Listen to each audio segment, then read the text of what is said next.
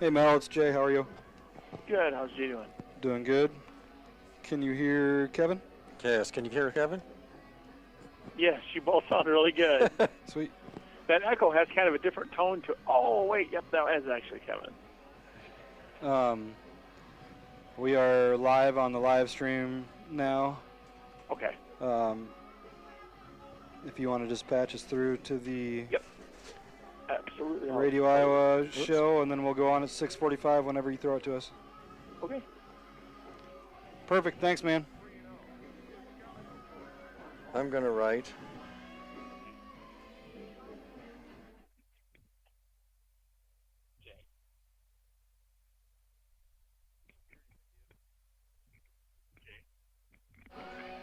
Oh, yeah. Mel, can you hear me? Jay. Yeah. Okay. You guys have a great game. Yep, thank you. Batteries and an 8-year warranty. Check out our new pre-owned and customized options today at Miller & Sons Easy Go Golf Cars, 1/2 mile south of Britt on James Avenue. From Radio Iowa Sports, this is the Scouting Report, an in-depth look at this week's prep and college games. Now from our studios in Des Moines, Todd Gibbs. The Hawkeyes try to stay perfect at home against Western Michigan, while the Cyclones look to bounce back at Ohio. The Panthers bid for their first win at Idaho State, and Week 4 of the high school season includes a 1-versus-4 showdown in Class A. That and more on the Scouting Report. Okay, men, this is your time. Maybe you didn't choose this, but you're here now.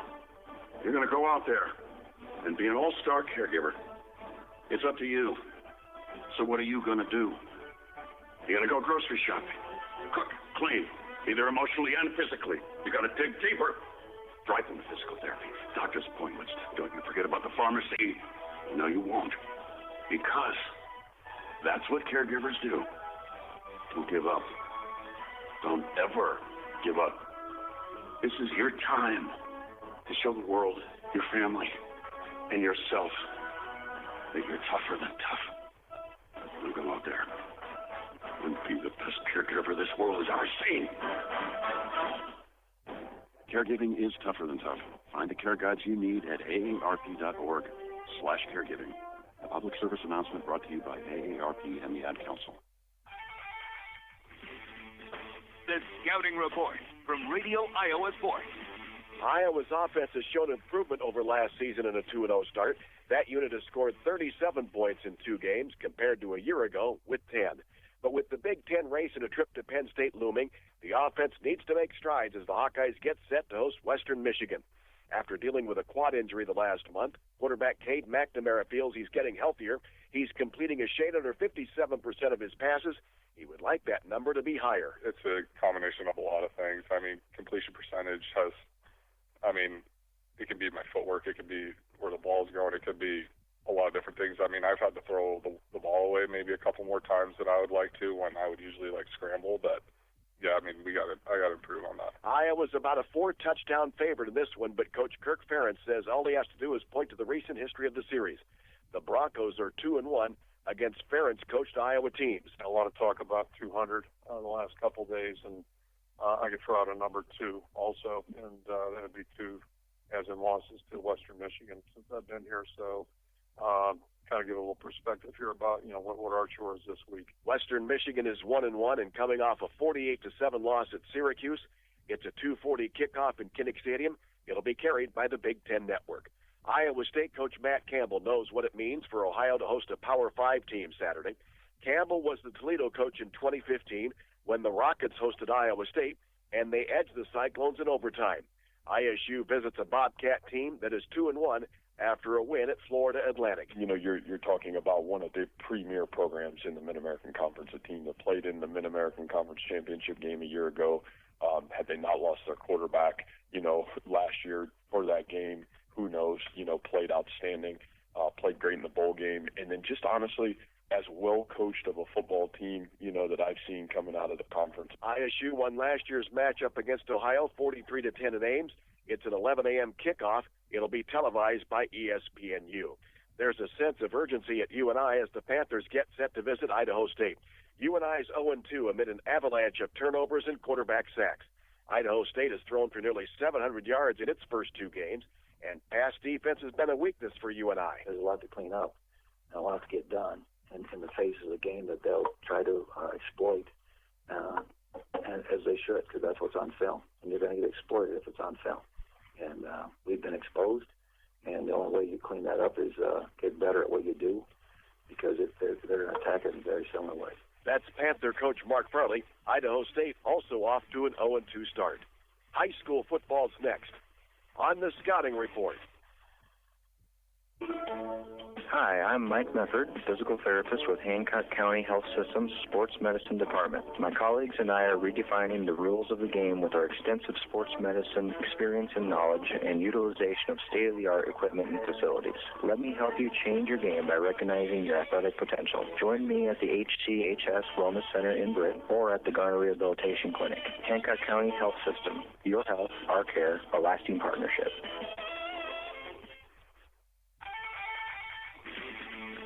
The Scouting Report from Radio Iowa Sports. The high school football season reaches the midway point after tonight in the smallest four classes, and district action is heating up.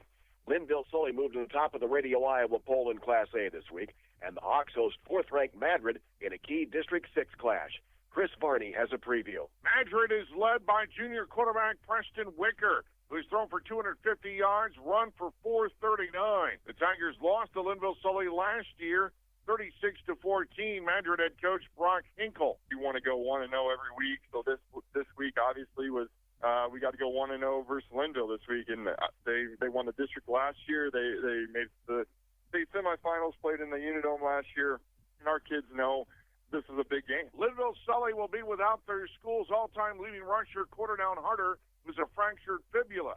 But Landon Montgomery moved from quarterback to tailback last week and ran for 200 yards to lead the Hawks. Head coach Mike Parkinson. You know, they do a lot of things really well. They're able to run the ball. They can throw it too. Defensively, they're solid. They don't really give up much on defense. So we've got a lot of work to do, and we'll see. We've had a great week of practice, but certainly, you know, this is going to be a big game. It's at our house, so we're excited about this opportunity. Number 4 Madrid visits number 1 Linville-Sully. Both teams 3-0.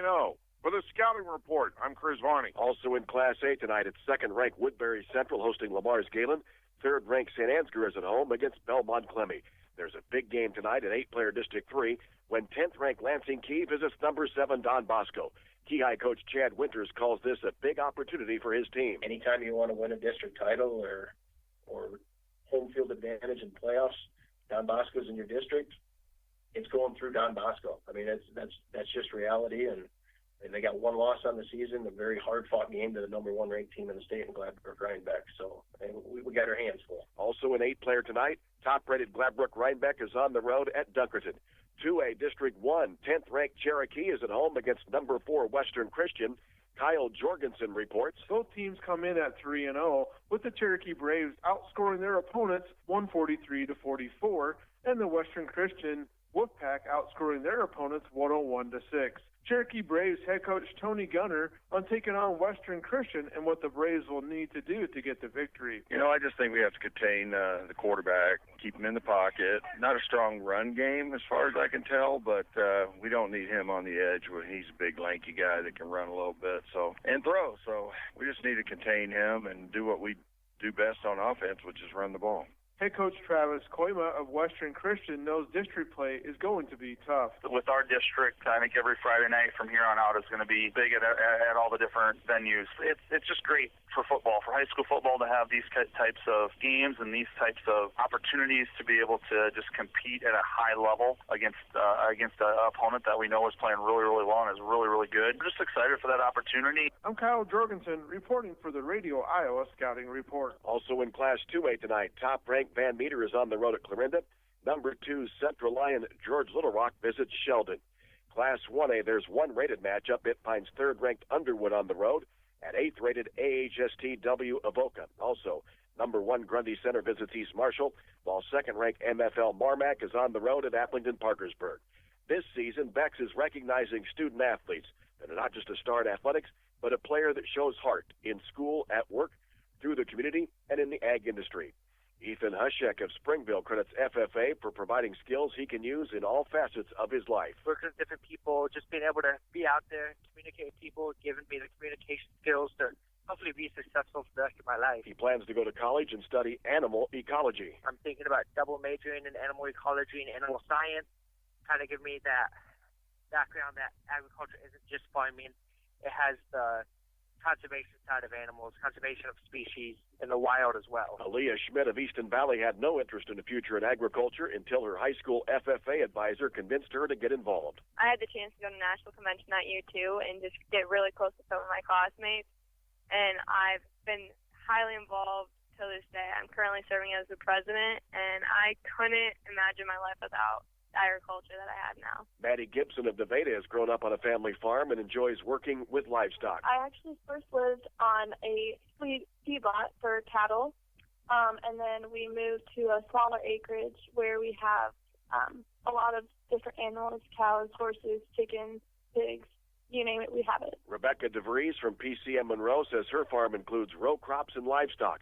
She's learned the value of hard work and time management. Time management is super important with the lifestyle that I live. I volunteer with my church a lot, and I'm in home activities and, so sports and working on the farm and taking up time for myself in schoolwork. It's really hard, but I try my best. Bex, players with heart. The rest of Week 4 is next on the Scouting Report. Hello, this is Lex Swivel, a registered nurse at Hancock County Memorial Hospital. The average wait for an emergency treatment nationwide is about 2 hours. When you come to Hancock County Memorial Hospital's emergency room, you can expect to be evaluated within 15 minutes of your arrival. When you have an emergency, Hancock County Memorial's ER is available 24 hours a day, 7 days a week, ready to provide you with the quality and efficient care you need. Your health, our care, a lasting partnership. Hancock County Health System. The Scouting Report from Radio Iowa Sports. Class 4A, fourth-ranked Adel ADM has a couple of goals this evening, bouncing back from its first loss of the season and overcoming a key injury. The Tigers host number 10 Norwalk.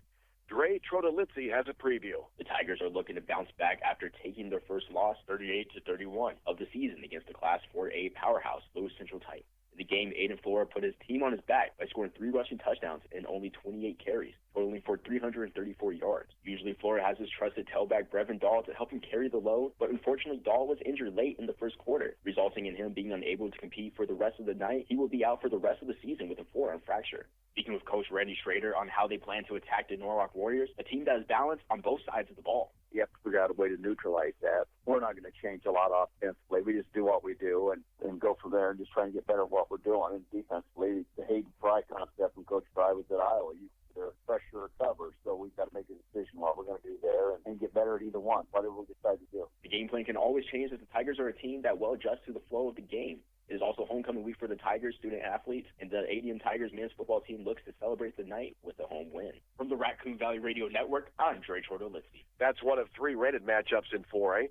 Top-ranked North Scott's on the road at number 7 Western Dubuque, while third-ranked Lewis Central visits number 6 Bondurant-Farrar. Also, second-ranked Cedar Rapids Xavier is at Pella. Class 3A non-district play concludes as 6th-ranked Nevada visits number 9 Hampton-Dumont Cal. John Mowinkle reports. Hampton-Dumont Cal head coach Cole Miller says the Cubs will challenge his team with a powerful offense. They are tough. They're physical. They like to run the ball at you with their running back, with their quarterback. They have a big tight end who moves around at a fullback spot, too, and leads the hole. So I'm expecting a very, very physical football game. The Bulldogs are led by senior dual-threat quarterback Gavin Meter, whose 13 touchdowns are tied for the most in Class 3A. Cubs wide receiver Jacob Kunzerath is tied for the most receiving touchdowns in 3A, and teammate Jackson Burlage has the second most tackles in 3A. Miller says Nevada will get his team ready for district play. There's a lot of exciting football to be played coming up down the road, and I think Nevada is going to be a good test for us. They're a tough football team. They run some stuff that our district runs offensively, defensively, so I think this will be a good preparation as well as a good test for us headed into that district. Nevada held off a comeback effort for a 24-23 win at home when the teams met last year. For the Radio Iowa Scouting Report, I'm John Mowinkle, On The Go Media, Hampton, Parkersburg. Also in 3A, top-ranked Williamsburg visits Fort Madison. It's number 2 Mount Vernon hosting Solon, while third-ranked Webster City's on the road at West Delaware. There are 3 rated matchups tonight in Class 5A. Top-ranked Southeast Polk hosts number 8 Ankeny Centennial. It's second-ranked Dowling Catholic at home against number 6 Waukee Northwest, while fifth-ranked Cedar Rapids Prairie pays a visit to 7th-rated Pleasant Valley. That's all for the scouting report. For Radio Iowa Sports, I'm Todd. All right, it's now time for West Hancock football on KHAM B103 and streaming live at KLW.com. Now let's head to your pregame and live play-by-play with the voices of Eagle football, Jay Hiscox and Kevin Wilson. Thank you, Mel. Good evening, everyone, and welcome to West Hancock football on the Miller and Sons pregame show. After 2 weeks on the road, the Eagles finally return home to Sanger Field. Fittingly, it's homecoming, and West Hancock will play host tonight to the North Union Warriors. I am Kevin Wilson alongside the professor, Jay Hiscox. And Jay, perfect night for football. Yeah, perfect night for football, and happy homecoming, Kevin. It's always good to have homecoming at Bob Sanger Field, and good opponent coming in, a pretty dynamic offense that can do a lot of different things in the North Union Warriors, and Eagles looking to bounce back from a loss, first time in a long time in the regular season that we've had an opportunity to do this, and we'll talk about that more in the pregame show. But yeah, great night for football. Starting to feel like football weather again. The corn's turning over. Has even got a few guys in the field this week, so it is that time of year. Yeah, they are going at it, and the field, we got a little shower of rain today. Field looks great. It's green, and we are ready for football. Going to bring a jacket along if you're coming out tonight, because it could get a little cool before the night's over. But again, our pregame show is being brought to you by Miller and Sons Golf Cars in Britt. Miller and Sons is your easy-go headquarters for golf car sales, service, and they also sell utility vehicles. They do finance, leasing, as well as providing winterization and storage of your equipment. They also sell Cushman haulers, Aluma trailers. That's Miller and Sons Golf Cars in Britt. You can check them out online at millergolfcars.com or give them a call at 641-843-4132, and they'll get you whatever you need to get around. So we're going to take a quick break here, and when we come back, we'll talk about tonight's opponent, the North Union Warriors. This is West Hancock football on B103. Miller & Sons Easy-Go Golf Cars in Britt, Iowa. Looking for a get-up-and-go-have-fun car? Check out Easy-Go's new elite models powered by Samsung lithium technology with unbeatable power and performance, unprecedented zero-maintenance batteries, and an 8-year warranty. Check out our new pre-owned and customized options today at Miller & Sons Easy-Go Golf Cars, 1/2 mile south of Britt on James Avenue. Pritchard Auto Company of Britt is a proud supporter of West Hancock athletics, music, arts, and education, as well as many activities and organizations in the Britt Canal community. You support us so we can support them. Check us out on Pritchards.com. Give us a call or stop in and let us earn your business. That's Pritchards.com. Go Eagles. Hi, I'm Dave Zroslik, president of Stellar Industries. The employee owners of Stellar Industries reflect the values of small-town living: honesty, integrity, kindness, and caring. With locations in Garner, Kanawha, and Mason City, Stellar is a proud supporter of high school athletes from across the North Iowa area. Log on to StellarIndustries.com to learn more about Stellar and how you can become part of our family. I didn't know if you saw that. All right, welcome back, everyone. And tonight, the Eagles here at Bob Sanger Field, homecoming night. They look to rebound after a loss last week over at St. Ansgar, and their first regular season loss in the last 26 games. So, meanwhile, tonight's opponent, the North Union Warriors, they're going to look to take down a team that they have never beat in football, at least as long as they've been the North Union Warriors. So, Jay, North Union coming in tonight with a lot of promise. Yeah, the Warriors finished last season with a 5-4 record. They bowed out in the first round of the playoffs, losing to HMS. They're currently 2-1 with wins over Okoboji and Belmont. And real quick, we're going to take a moment of silence for Kevin Cram.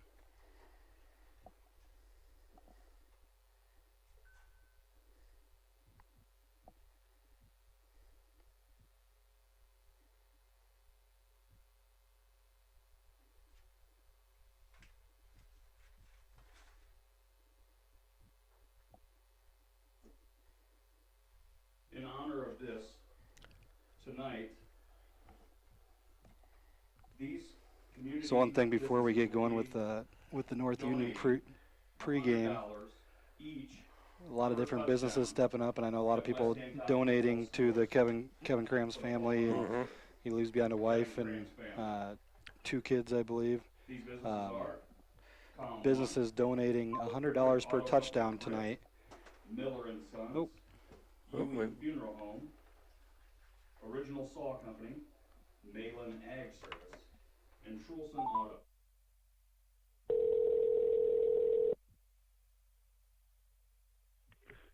Jay. Yes, sir. Yeah, I'm gonna. Hey, we just got disconnected.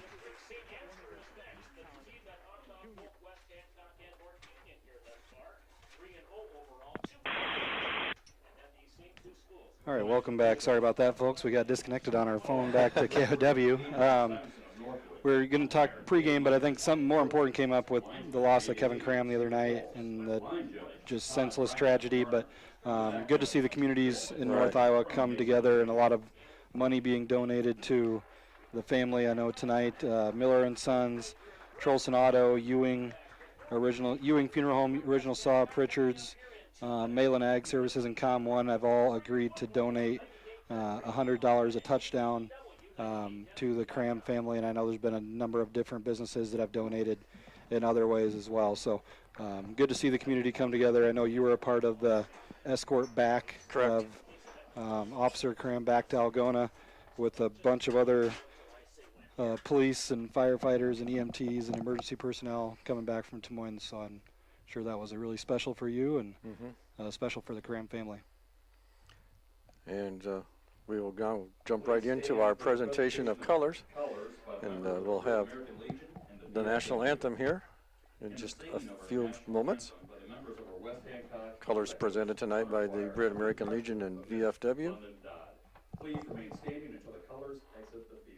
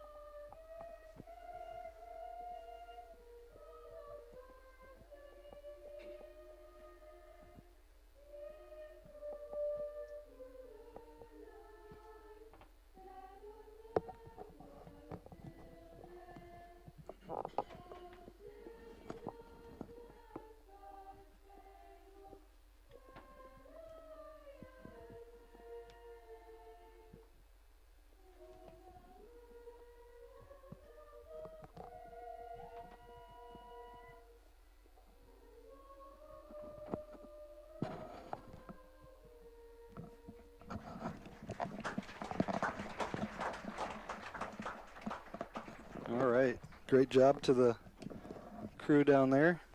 I didn't get all their names. Did you, Kevin? No, sir. Try to get that from Dan here later on. But let's continue our breakdown of the Warriors. As we were stating, the Warriors finished last season 5-4. They bowed out to HMS in the first round of the playoffs. They're 2-1 this year with wins over Okoboji and Belmont Clemmy. They lost to St. Ansgar this season, and they look to qualify for the postseason for the second year in a row. Gone are quarterback Carter Morphew and running back Briar Prachniak. Prachniak, he was a special athlete. He was legit state-level fast. qualifier in the Open 1, Open 2, and now he's playing football and running track at Minnesota State. So good luck to Mr. Prochniak. Leading the charge for the Warriors this year is quarterback Grady Madden, a junior. He's completed 34 of 49 passes for 429 yards and 4 touchdowns to go along with 109 yards on the ground with the touchdown. Landon Hagedorn returns for his senior season and has taken the lead as the leading rusher with 442 yards and 6 touchdowns. Senior Caden Lobbs has added 103 yards rushing and a touchdown. And the primary receiving targets are senior Preston Gurdett with 208 yards receiving and 2 touchdowns, while Caden Lobbs has added another 108 receiving. Gurdett was a problem for us last year in this game. I believe he had a couple touchdowns, so we'll have to make sure we contain him. Senior Talon Priester has 6 receptions. 2 of them are for touchdowns. The Warriors defense has logged 5 fumble recoveries and 2 interceptions. Leading the charge are senior Colin Rash along with Lobbs and Gurdett. Rash has a whopping 21 tackles, a sack, and 5 tackles for loss. I know we've watched him on live streams, Kevin, and he is very active from a middle linebacker spot. The Warriors have a big opportunity in front of them tonight to improve their district placement by knocking off one of the district favorites. And as for your West Hancock Eagles, they find themselves coming into tonight's game in an unfamiliar situation like we alluded to earlier. Following last week's loss to St. Ansgar, the Saints were able to do what few other teams have been able to do, and that's keep those Eagle offensive weapons off the field, as they ran twice as many plays as West Hancock. Quarterback Mitchell Smith had not thrown an incomplete pass prior to last week. He's now 10 of 20 for 223 yards and 4 scores with 0 interceptions. Eagle rushers amassed just 80 yards last week, as the game situation just really limited the number of carries, and a lot of credit goes to St. Ansgar. I thought they had a really good plan coming in, and they did a good job of ball control offensively and execution and coming up with the big plays when they needed to. So Cale Zool, he leads the team in yards and number of carries. Keys to the game tonight for North Union: keep that Eagle offense out the field, diversity on offense, and scoring early in the contest. I know you're going to get to the starting lineups in here in a second. North Union did win the toss, and they did elect to receive, so that we'll get to see a look at that offense right away. For West Hancock, it's all about responding to a setback. Last week's loss, while certainly disappointing for the Eagles, this quote's really appropriate. Life is 10% what happens to you and 90% on how you respond. So it's not the end of the world as long as the setback is used to move forward. And I know the coaches, I'm sure they had their full attention this week in film study and in practice to get back on track, because this is a pretty special team. They've got all the talent and all the tools to make a deep, deep run and be playing for a championship in November. But they need to learn from it, get pressure on Madden tonight, and if they can do that, they'll be just fine. But they got to get pressure on Madden. Don't let him have time to set up, because he can be dangerous in finding those targets. And then offensively for West Hancock, you got to be able to ID and locate Rash, know where he's at, and not let him be a game wrecker. Yeah, absolutely. So we'll take a 60-second break. We come back, we'll get a starting lineups to you, and we'll be ready for West Hancock football here on B103. Go Eagles from the Britt Chamber of Commerce and our members including Scott Johnson Drainage, Charleston Auto Parts, Westview Care Center, Allies for Substance Abuse Prevention, and Big Brad's Barbecue. We appreciate your support. See the Britt Chamber of Commerce Facebook page for info and events. Forge and Build is Britt's one-stop shop for contractors and do-it-yourselfers. Not sure what you're looking for? Let their trained professionals help you determine what lumber, tools, or hardware you'll need to get any job done. Stop by and see them at 1st Avenue Northeast in Britt, or visit them at forgeandbuild.com. We want to see your smile. Garner Dental Group provides orthodontic treatment for all ages. A platinum-level Invisalign office is right here in North Iowa. Dr. Amy and Dr. Bree would love to show you what orthodontics can do for you or your child. Garner Dental Group. We provide everything your smile needs to shine. Visit us today at garnerdental.com to find out more.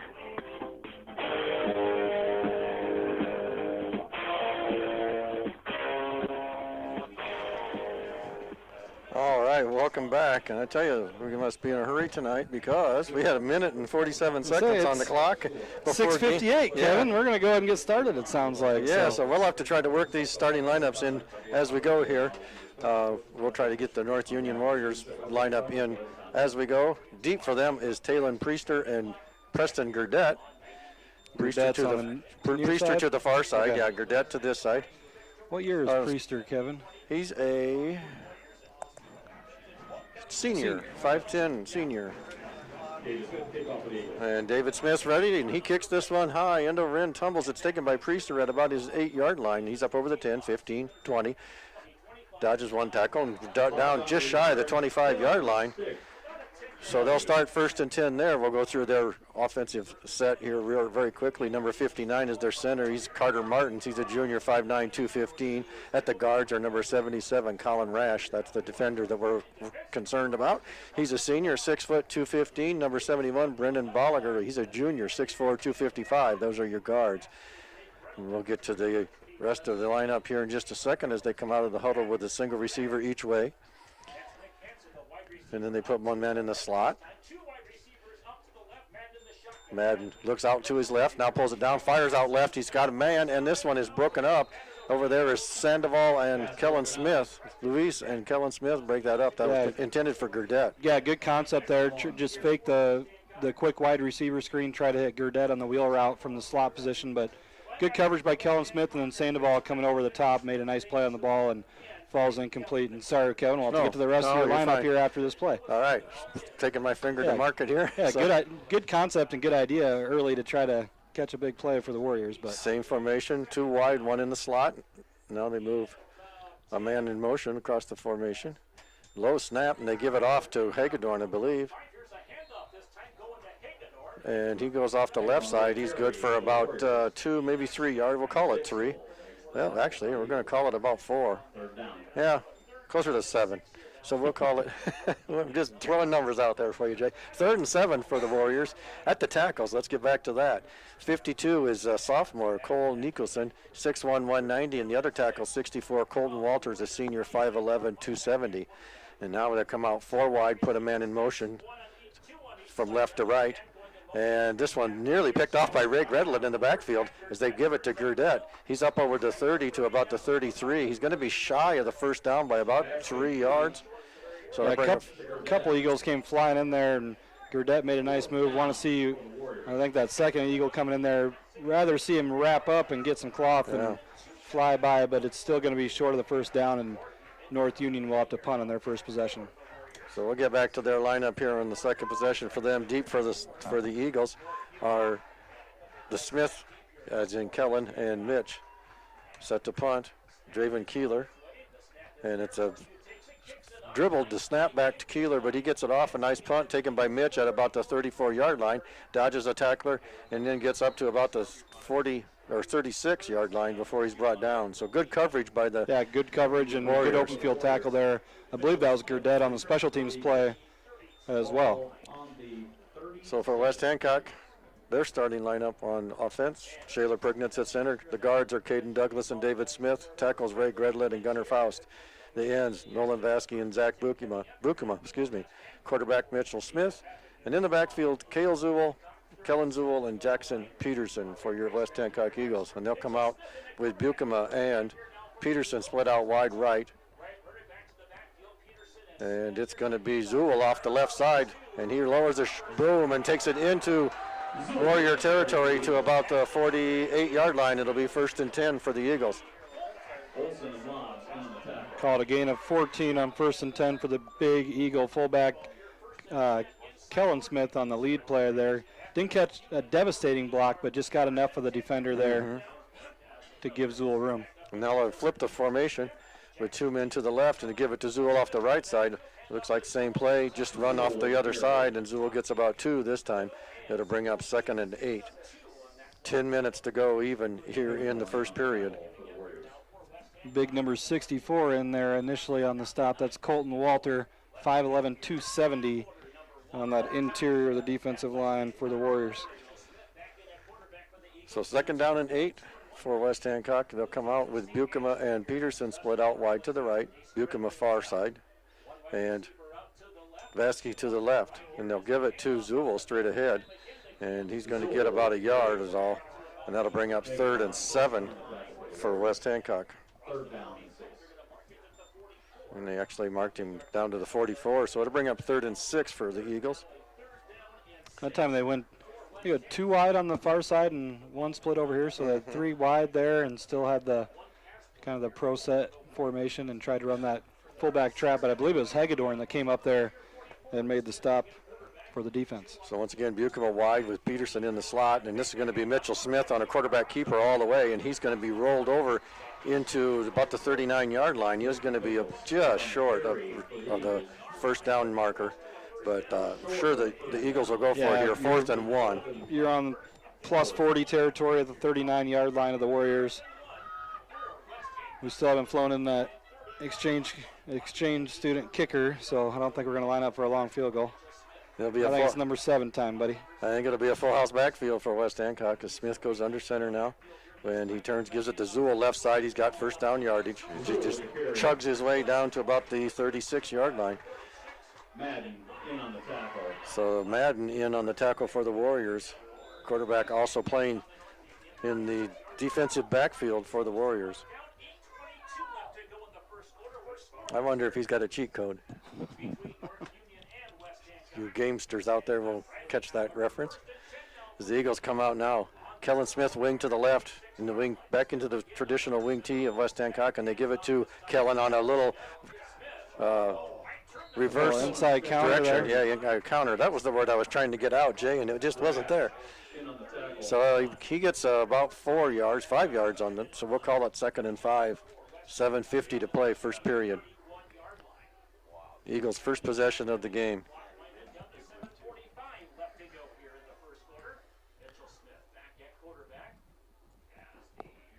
The Eagles will come out again with 2 receivers left. That's Kellen Smith in the slot. Zach Bukema out wide left. Back to pass is Smith. He fires one out there. It's intended for Bukema. Bukema catches it and takes it in for the touchdown.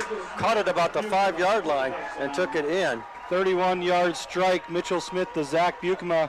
Great ball by Mitchell, but an even better catch by Zach Bukema. He went up, took that ball away from Gurdett, kind of high pointed that football, able to come down with it and put the first score on the board for the Eagles this year. First score on the board for Zach Bukema in his varsity career comes from 31 yards out for the Eagle Junior. Number 31, 431. There you go. So the Eagles will go for, looks like they're going to go for 2 here as they split out Sandoval and Kellen Smith to the left. Creighton Kelly in the backfield, and Smith pitches it to Creighton Kelly, and Creighton runs into 3 defenders, and he's going to fall short of the end zone.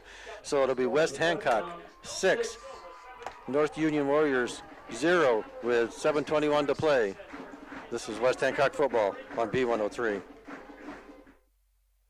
Trolson Auto Parts in Britain is your local source for all your vehicle needs. We offer a full line of automobile service along with auto parts and accessories for your vehicle. Did you know Trolson's is also a dealer for Snowdog snowplows? Contact Dan at 641-843-3865 for all your automotive needs. Go Eagles.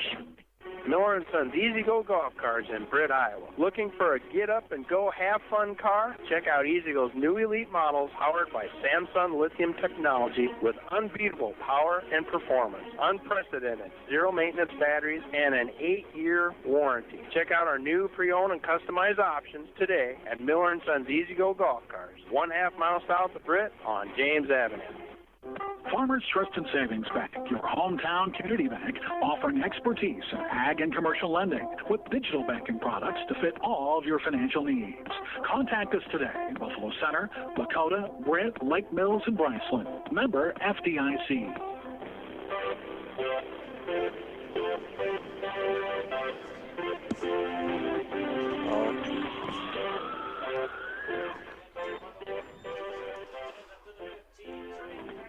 All right, welcome back, everyone. And as we come back, Preston Gurdett takes a David Smith kickoff at the 5 and brings it back to about the 19-yard line. It'll be 1st and 10 for the Warriors. They begin their second possession of the game. 7:14 to play, first period. West Hancock leading 6-0. Once again, we want to thank those businesses that are donating to the Cram Memorial Fund. There's $700 contributed already to that fund tonight with that Eagle touchdown. And the Warriors come out now, single receiver each way, and they hand it off to Higgendorn fighting for yardage as Bixel wraps him up and tries to drag him to the ground. He's going to get about a yard, and it'll be 2nd down and 9 with the 7-minute mark to go here in the first period.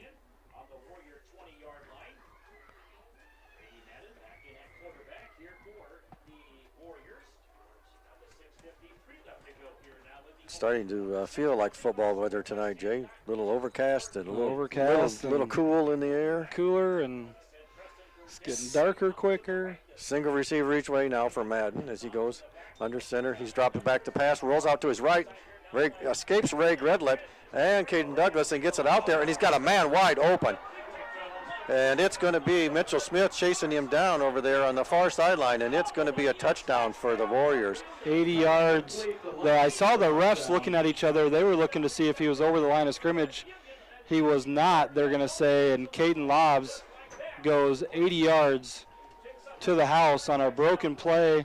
Really, it was a great job by Madden to continue to buy time, Kevin. And then the defense, anytime a receiver's running around for that long, it's hard to cover guys. And Lobbs able to get behind the defense and then take it to the house. It looked like Madden was going to pull it down and run, too, and the linebackers all sucked up to the line of scrimmage. So on to kick the extra point now is Morphew, and this one is up and good. So with 6:22 to play in the first period, it is North Union 7, West Hancock 6. This is West Hancock football on B103. I think he was behind. The Titanium Lunchbox mobile food truck thanks you for your support, and we look forward to catering all your special events this year. Weddings, prom, graduation, reunions, or even a business luncheon. Choose anything off the Titanium Lunchbox menu or customize your own menu with casual or formal cuisine, even appetizers and desserts. Call us at 641-512-1187 today to book your event. The Titanium Lunchbox in Britt. What's in your lunchbox? Baukelman Grain Equipment has been in the grain handling business in Britt for over 55 years. Call Paul at 843-3734 today for more information on grain bins and shivers drying equipment. Baukelman Grain Equipment in Britt, the grain drying specialist.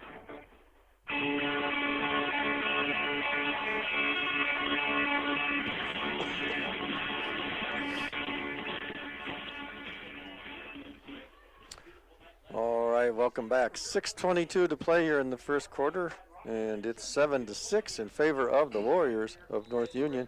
They're set to kick off here. It'll be Gavin Morphew kicking off, and Peterson, Jackson Peterson and Kellen Smith standing about their 15-yard line, 20-yard line to receive the kick.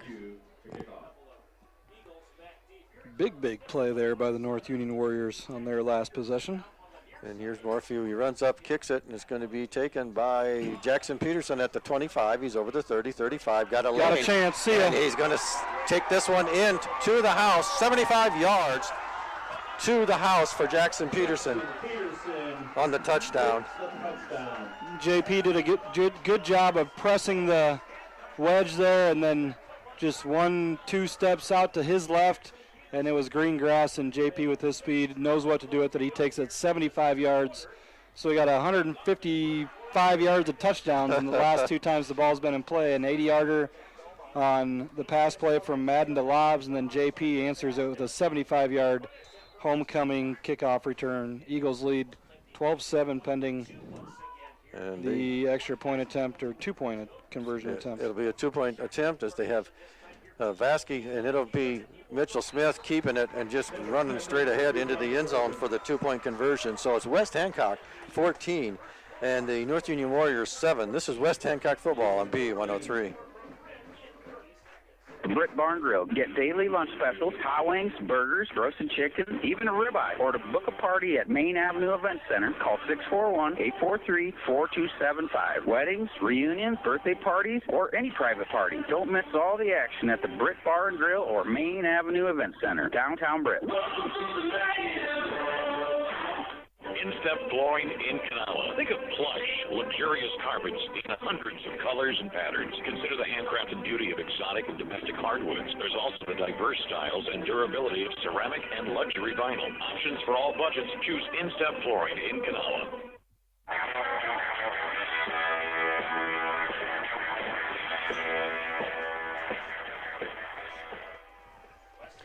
All right, welcome back. 6:12 to play in the first period, and it feels like we played a whole half, Jake. Yeah. You know, and this is kind of how this game has gone the last few years. Last year at the half, it was 46-22, or 46-20, or 46-22 was the halftime score. So, and there's a lot of big plays in that first half, too. David Smith, high end over end, taken at the 19 and dropped by Creighton Kelly is Talon Priester, and he was dropped with authority. Creighton exercising himself there, exercising his authority. So it'll be 1st and 10 from the 30 for the Warriors. Defense for West Hancock, Gretlet, Pregnance, Douglas, David Smith, D-line, secondary Peterson, Kellen Smith, and Luis Sandoval. Linebackers Kelly, Zool, Mitchell Smith, and Brady Bixel here on this possession. So single receiver to the left, 2 to the right for Grady Madden, and he hands it off to Hagedorn. Hagedorn runs straight ahead to about the 31, gain of a yard and a half. We'll call it 2nd and 8. And I just realized Jay didn't even get a chance to finish that lineup yet. The receivers for the Warriors are number 2, Nick Hansen. He's a junior, 6'1", 165, and Talon Priester, a senior, 5'10", 165. And we'll get to the rest of it here in just a second. 2 receivers to the left, 1 to the right now. Madden looks out to his left, fires, and is complete. Is that lobs? Yep, that was lobs.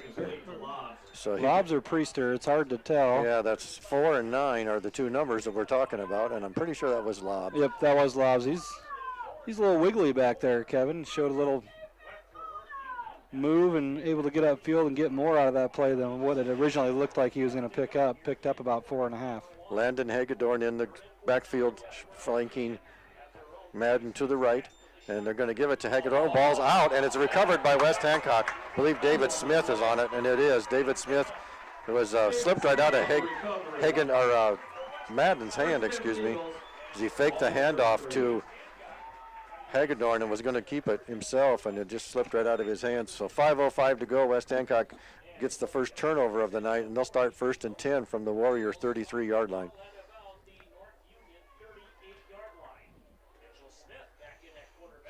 Wing to the left is Kellen Smith. Mitchell under center. Back to pass. Wide open. Got a man. It's Bukema once again. Wide open. And that'll be a pass interference penalty inside the 10. And that'll just be a 15-yarder. It's not a spot foul in high school, but it'll be first down for West Hancock. And I think that's one that Mitch is going to want to have back. He just didn't get his hips flipped around in time to get that ball out of his hands. And by the time he did, it allowed the defender to catch back up, and if you're a North Union Warrior, you take that penalty all day long because that was a touchdown. That was 6. That's one of those ones where you're beat that bad, go ahead and run into the receiver and take the 15 yards. But Mitch, when he looks at the film and watches that one over again, he's going to want to get his hips flipped and get that ball in the air sooner, give Bukema some more room to run.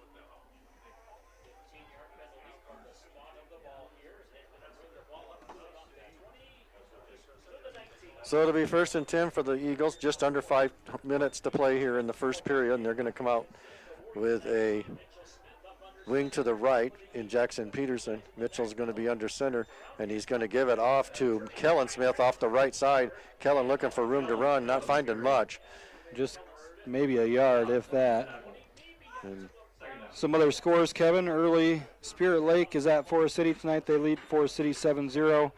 In Class A, the top 10 teams, you got Woodbury Central coming in at number 2 tonight. They're at Lamar's Galen tonight. They lead 7-0.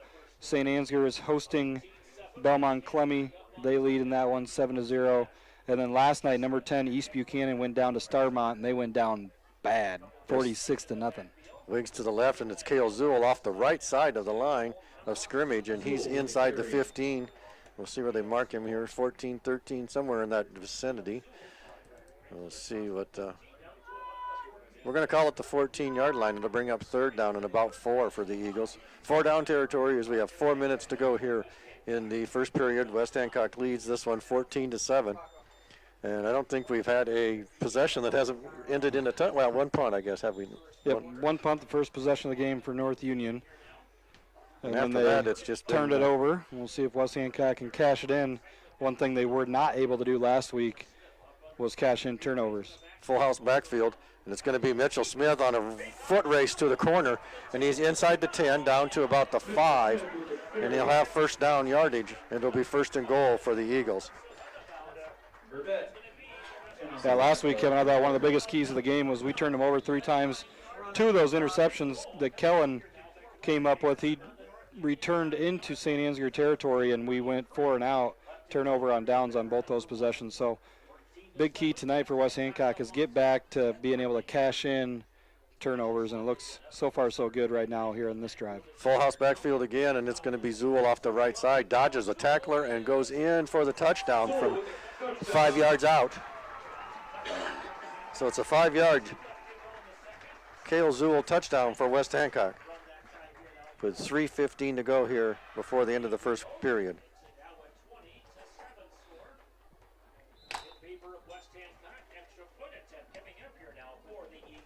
That time Zool following David Smith and Caden Douglas over there.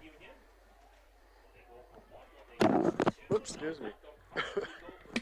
And they'll come out now with 2 receivers. That's Baskey and Smith to the left, Mitchell in the shotgun formation. He's going to pitch it over to Creighton Kelly. Creighton is going to take it in for the 2-point conversion. So it'll be West Hancock 22 and North Union 7. This is West Hancock football on B103.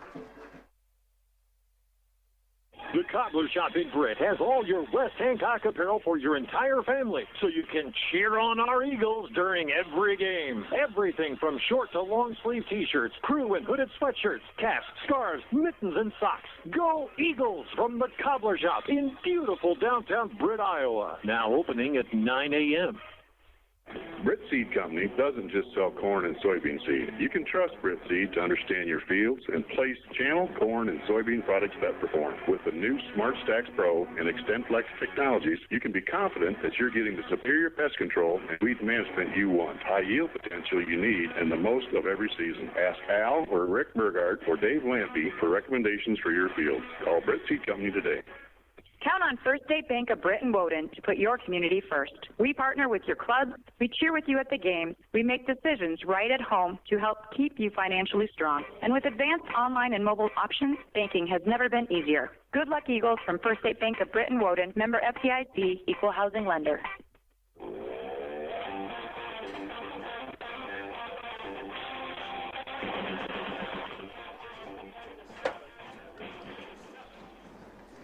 All right, welcome back. And as we come back, David Smith kicks this one high, end over end. It's taken on this side by Drevin Keeler. No, it's Gurdett. Gurdett. Saw the wrong number on that one, and he takes it up to. Going to be marked about the 32-yard line, so he took it about the 18. That'd be about a 14-yard return for 3:09 to go in the first period, or first quarter here. And the Eagles lead 22-7 over the Warriors of North Union. Warriors come out now, 3 trips to the left, single receiver right. Hagedorn and Madden takes a low snap, rolls out left. He's in hot pursuit, gets a man, and I believe it's Gurdett once again, and he'll have first down yardage up to about the 46. So the West Hancock defense unable to get a hand on Madden. And when he, like we said in the pregame, when Madden has time to throw. Yeah, and he does a good job. They do a good job of moving him around in the pocket and not making him just standing still. And then with Gurdett being your best receiver, a lot of times he's lining up in the slot. It's much harder to cover up a guy in the slot than it is to cover up one of those edge guys. They do a good job of moving the pocket, and then that time running a little flood concept, hit Gurdett on a out route, and nice first down gain. Another low snap, and they give it to Hagedorn this time, and he runs straight ahead just over the midfield stripe into West Hancock territory to the 49, and that'll bring up a second down and 7 for the Warriors. Again, stay tuned for at the quarter. We'll see what yard line we land on and see what the lucky winner is for the end of the first quarter, as Vance is pointing out his yard line. I need the north 28, I think it is. What do you guys got? 2 by 2 are the Warriors. Madden flanked to the left by Hagedorn, hands it off to Hagedorn. Hagedorn straight ahead, and not much doing, maybe a yard. And that'll bring up third down. We'll call it 3rd and 6. So for the Warriors,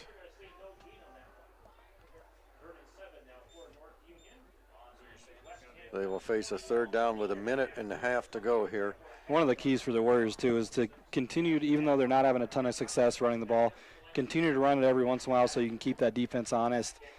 If you are just in passing situation, then those D linemen are going to be able to tee off on you, and you're going to have trouble 2-by-2, and now they're looking for Gurdett, I think, and they fire this one in there, and it's picked off by Creighton Kelly, tips it, and then tips it to himself. That one was intended out there for Priester, and Creighton Kelly steps in front of it, knocks it up in the air, and then runs it, chases it down. Yeah, you could see what they were doing there. They motioned Gurdett here to the near side, ran him on a quick out route. Mitchell Smith, obviously in man coverage there as he was trailing Gurdett all the way. With the motion, they tried to sneak in, was it Priester there behind him on the slant? Yes. And Cole Kelly did a good job of dropping in his zone, getting a hand up, and then after getting the deflection, finding the football. And second turnover of the game for West Hancock sets him up at about the midfield stripe. So the Eagles come out now, wing to the right. Mitch turns around, looks, and he's back to pass, rolls out to his right, looking, fires this one out there. And it was incomplete, intended for, is that Bukema or is that, Bukema out there. Yep. Had Bukema and Vasky both, and Bukema just couldn't quite get it high enough to catch that one. So minute 6 to go, 2nd down and 10 for the Eagles. Second official pass attempt for Mitchell. The second drop back resulted in a pass interference. First pass attempt was a 31-yard touchdown. Went to the left, and it's Creighton Kelly, and he almost slips in the backfield. And cuts up field, gets good yardage into North Union territory at the 46-yard line. It'll bring up 3rd and 5. There's too much time left. Vance is asking for the victory formation at the end of the first quarter here, Kevin, so he can stay on the 46-yard line. Yeah, well, he'd probably take a knee then, and that would move it back a yard. Yeah, that'd move back to the 47. So 38 ticks to go here in the first quarter. You're losing either way. Creighton Kelly wing to the right. Zool and Kellen-Smith, balls out, and Mitchell picks it back up and gets a little bit up to the 35-yard line. So 45. It's going to be 4th and 4 for the Eagles here. It'd be interesting to see what they do, and they probably won't run a play before the end of the quarter break. So there's 12 seconds to go, and I'm sure Coach Sanger's going to give himself an extra minute to think about it. So at the end of the first period here at West Hancock High School, Bob Sanger Field, it is West Hancock 22, North Union Warriors 7. This is West Hancock football on B103. Hi, I'm Brett McNeese. McNeese Tire and Automotive in Brett. Big or small jobs, we do it all. Tires, oil changes, and other vehicle maintenance, inspections, brakes, even transmission and engine work. And with 24-hour roadside service calls, count on our McNeese Tire family to be there for your child when it matters most. McNeese Tire, a mile and a half west of Brett on Highway 18. Call 843-3536 or visit us on Facebook.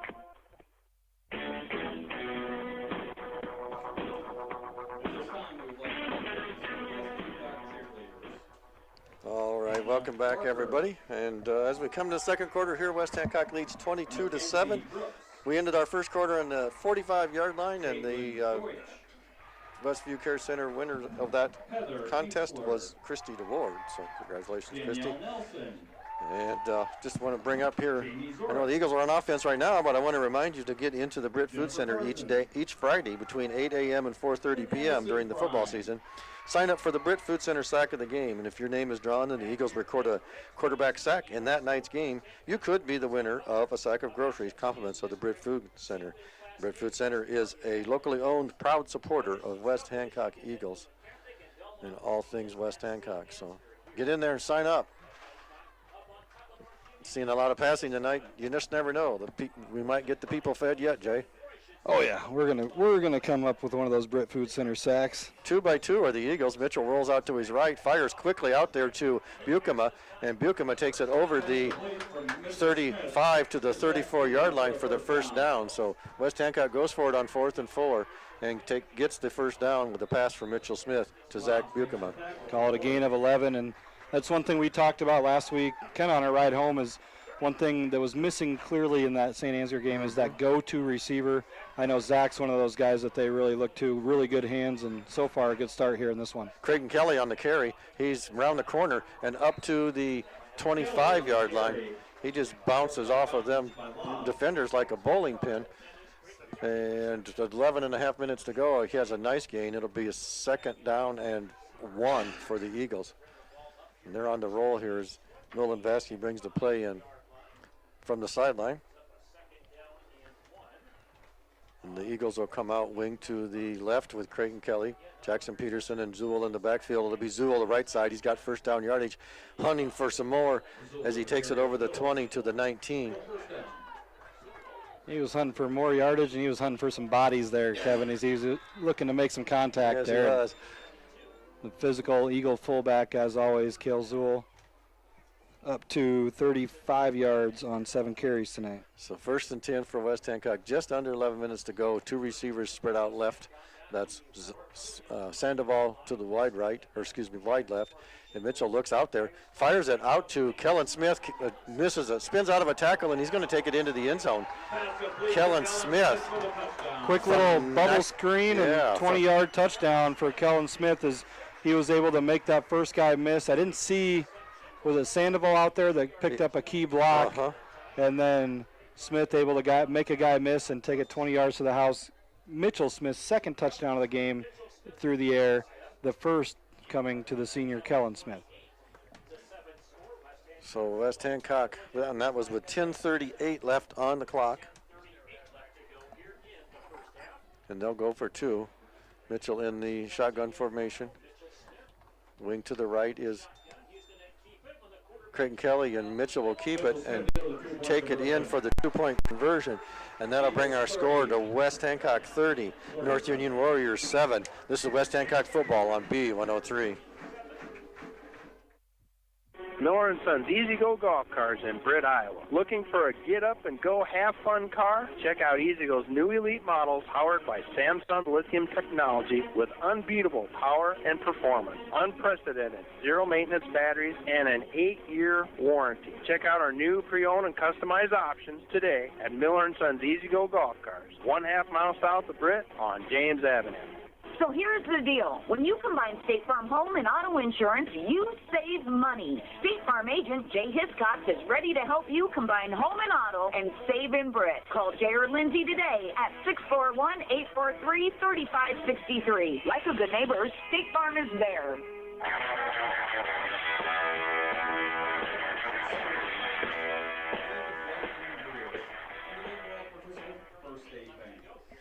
All right, welcome back. 10:38 to go here, and before the McNeese Tire halftime show, and West Hancock on the board again, now leading this one 30-7 over the Warriors of North Union. David Smith set to kick off for the Eagles, and deep for the Warriors are Gurdett and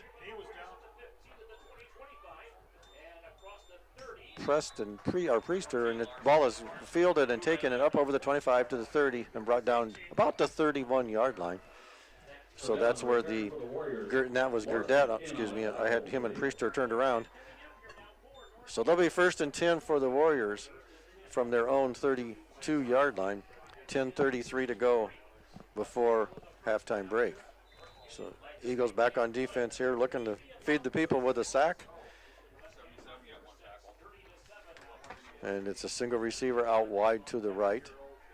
2 to the left. Now they put Gurdett in motion left to right across the formation. Here's the snap. Grady pitches it over to, or Madden pitches it over to Lobbs. Lobbs is going to get about a yard. And it'll be 2nd and 9. Cale Zool over to make the stop on that one.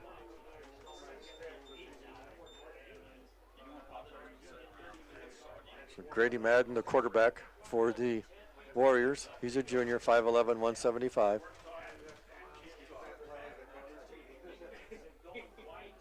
Split out wide right is Gurdett. Trips to the left. Hagedorn in the backfield with Madden. Slow snap again. Madden flushed out of the pocket. And that's going to be our first Brits Food Center sack of the game by Ray Gretlett. And our first sack winner tonight, Catherine Squire. Congratulations, Catherine Squire, as the Eagles. Ray Gretlett records the sack. Yeah, it was really a good job by Vasky initially getting a good push upfield from the right defensive end position. And then when Madden went to scramble to kind of climb up in the pocket, Gretlett was there to come up with a nice Brit Food Center sack. Could you ask for a better name for your quarterback than Madden? No. Hit the circle X square button and launch it downfield. There you go. They 2-by-2 are now with the Warriors. Madden, another low snap. He looks out to his left. Now he pulls down, pulls it in and out of the hands of a couple of different people out there. Gurdett initially he was looking for Mitchell Smith, tight coverage, and went through the hands of Gurdett. Good ball by Madden. Yeah, and then fourth down. Eagles had a chance, and then so did Caden Lobs. None of them able to haul that one in. So it'll be fourth down and 9:06 to go in the first half. Deep for the Eagles, Kellen Smith and Mitchell Smith standing on about their own 30 to receive the punt. Off the foot of Draven Keeler, And long snap count. Ooh, high snap. He brings it in and gets it off, though. And this is going to be taken by Kellen Smith at the 35. He's coming to the near sideline, looking for a block. And he's got 40, 45, dodges another one, 50, 40, dodges another tackler, 30, 25, 20, 15, 10, 5. Kellen Smith with the 65-yard touchdown return for West Hancock. 2 special teams house calls for the Eagles. First one, Jackson Peterson in the first quarter to answer a big touchdown, and that time Kellen Smith takes it unofficially 66 yards, we'll call it, Kevin, as the ref goes back and picks up the beanbag. And he picked up a couple nice blocks, and then it was all Kellen at about the North Union 40-yard line after he picked up a few blocks. Nice wall there. Mitchell Smith was able to pick up a nice one, and then Kellen cutting it back against the grain, and the Eagles looking good here on homecoming lead 36-7, 8:44 to go here in the first half. So it'll be David Smith with the kick as Mitchell will hold. Your snap is good, kick is up, and kick is good. So David Smith gives the Eagles a 37-7 lead. This is West Hancock football on B103. Britt Food Center. Experience all the benefits of a family-owned local grocery store like prime quality meats, fresh produce, deli and bakery items. Download the Bright Isle mobile app for digital coupons, recipes, email offers, and smart zone alerts to save even more. Or visit us online at BrittFoodCenter.com. KC Nielsen Limited, your local John Deere implement in Kanawha, Buffalo Center, Titonka, and Algona. They carry a large selection of new and pre-owned inventory for your farming operation. When it comes to inspecting your John Deere equipment and providing you precision ag support, KC Nielsen has the total package to get the job done right. Visit KCNielsen.com and follow them on YouTube.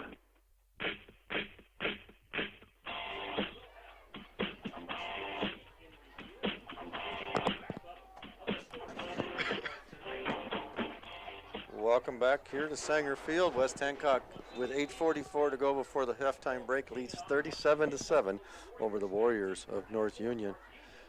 The West Hancock special teams getting it done tonight. David Smith runs up, kicks this one off, high end over end. Running up and take it at about his 20-yard line, I believe, is Gurdett. He's up to 30, 35, dodging in and out of would-be tacklers, and is brought down at about the 37, see where they marked, 38-yard line.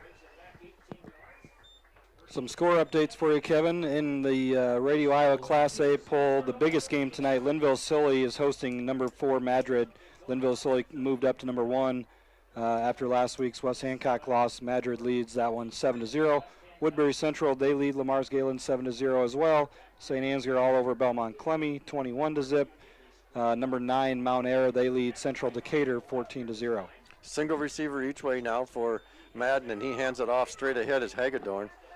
And Hagedorn takes it up just over the 40 to about the 42. A nice gain on first down of about 4 yards. We'll call it 2nd and 6 with 8:26 to play before the halftime break.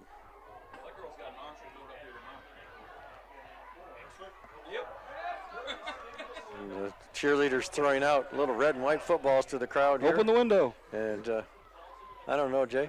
You probably couldn't we couldn't catch it anyway. Oh, we got Vance over here. Oh, okay. We're good then. For the Warriors, single receiver to the left, 2 to the right.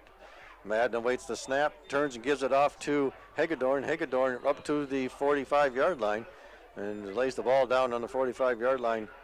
And that'll bring up 3rd down and about 3 yards to go for the Warriors. 7:45 and counting before the halftime break. Again, if you're just joining this, West Hancock leading this one 37-7. Single receiver to the wide right, 2 to the left. And now they put Gurdett in motion across the formation to the right side. And they hand it off to, put it in Hagedorn's belly and pulled it back out. And Madden's going to get stopped at the line of scrimmage and then push back and drop for a loss. We'll see where they mark it. Yeah, I think they're going to actually. They've actually been moving. They're going to give him the line of scrimmage, yeah. They've been moving lobs into the backfield there the last couple of plays. Kevin sneaking him back there, and he showed that he can be a playmaker on his 80-yard touchdown, so not a bad idea to get a different style back in there in the backfield and see if he can't have some more success running the football, as it's been really, really limited for the Warriors here, as they're going to go for it on 4th and a long 3 in their own territory. So 2 receivers right, 1 to the left, Madden in the backfield. Low snap, he rolls out to his right, fires away to the right side. He's got a man, it's Gurdett, and it's caught. It's complete for a first down. Yeah, gain of 18 on a nice jump ball there. Preston Gurdett goes up and gets it. As Madden buying himself some time, put the ball up there to a good receiver to trust him. And that was Case and Brochure on the coverage over there, it looked like. And Gurdett able to come up with it. Yeah, Brochure just got out jumped, I think. On this possession for Sandoval at the safety position. So 1st and 10 for the Warriors as they convert the 4th down. 6:05 to play here, first period. 2 receivers left, 1 to the right. Madden flank to the right. Fumbles it, picks it back up, and gives it off to Lobbs, I believe. Yep. Lobbs with the carry. Creighton Kelly on the tackle. And Creighton Kelly comes up and stops him, but not before he's able to gain about 3 yards to bring up 2nd and 7. So Warriors are able to move the ball just a little bit here as the Eagles trying to get a good possession here. Is their second possession they scored on basically one play, the 80-yard touchdown to Lobbs, and other than that, it's been domination by the Eagle defense, trying to get something put together here to go into the half with as we roll under 5:20 to go here in the first half. Eagles lead 37-7. So it's 2 receivers each way. Now they put a man in motion. That's Gurdett. Back to pass is Madden. He's going to fire it over here to Gurdett on a little screen. And nice move. He's got the corner as he jukes a couple of Eagles out of the way. And Gurdett takes it over the 30 down to about the 27-yard line. Went down awkwardly, but he's able to get up, and he's running back to the huddle. Thought maybe for a second there he might have tweaked an ankle, but nice move by Gurdett there on that little bubble screen, and kind of gave a little inside-out move. And looks like there's a flag we didn't see, Jay. I didn't even see. Where was the flag? I did not see one. False start on the Warriors. Okay, so let's. All for naught. Sorry, Preston Gurdett. I got to scratch some stuff out in your stat column. But it was a nice move for him. I didn't see what was the. It was a illegal formation. Okay. Illegal formation. They didn't have enough guys lined up on the line of scrimmage, apparently. So that'll back them up. It'll still be. Coach, are we in 2nd or 3rd down? Be 3rd down. Okay, so we're in 3rd down right now. That was 3rd and 7. So this will be 3rd and about 9. Excuse me. So for the Warriors, Coach is getting a long explanation over there. He's wondering what that ref, because it was the ref on the far sideline that made the call. All right, so now we're underway, winding the clock with 4:50 to play as the Warriors come out with a single receiver to the left. And they put Hagedorn in the receiver formation this time as Madden rolls out to his right. He's looking, over fires his receiver intended to Gurdett. And that'll bring up a 3rd down. I thought that was 3rd down, Jay. Apparently, no penalty, so that brought it back to 2nd down. Kevin, I'm going to go do some dad stuff here right now. Well, we got you covered, my friend. Hurry Thanks, back. Brother. So, here you go. Kevin can do both. Oh, I got you.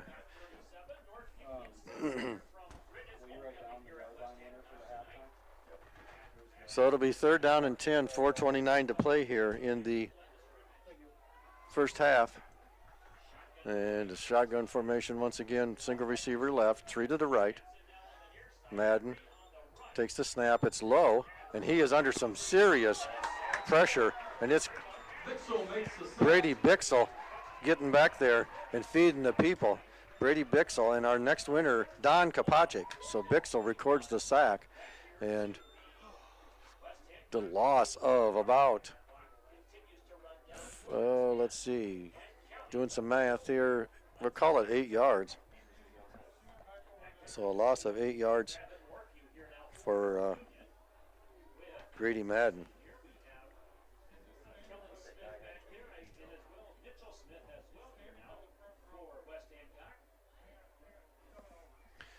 And here's the punt.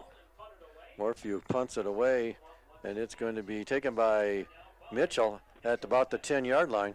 He's up over the 15 and brought down about the 17. So 3.5 minutes to play for West Hancock. And the Eagles will take over on their own 16 or 17-yard line. 37-7 our score here.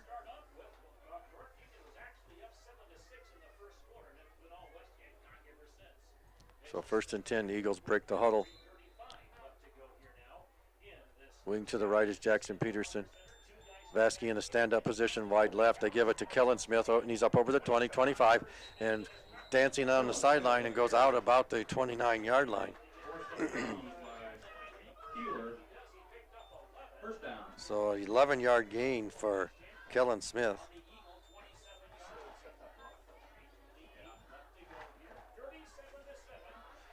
So he's on 17 yards on 3 carries so far tonight. As the Eagles come out now, wing to the left. That's Kellen once again, and they turn, and they're going to give it to Jackson Peterson. Peterson's got the corner and dodges and works his way through tackles up to the 40-yard line. He'll have first down yardage. We'll see what they marked it. Yeah, we'll give him 11 on that one. Nice carry for Jackson Peterson. His first carry of the night goes for 11 yards with 3:15 to go here. Eagles on the move.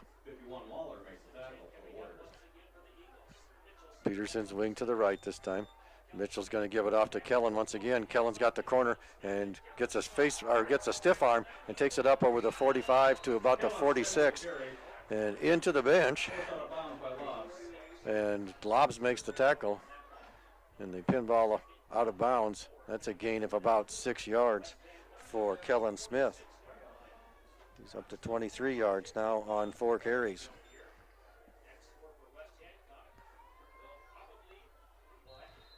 And we're going to have a timeout, I believe. We will have a timeout by the Warriors with 2:55 to play in the half.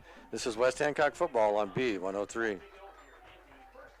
Hi, this is Mike Ewing. For more than 40 years, my family and our staff at Ewing Funeral Home and Monument Company have been caring for your families with personalized services as unique as the lives each of us live. Ewing Funeral Home and Monument Company, serving Britt, Kanawha, Clarion, Belmont, Dow's, and all the surrounding communities for generations and generations to come.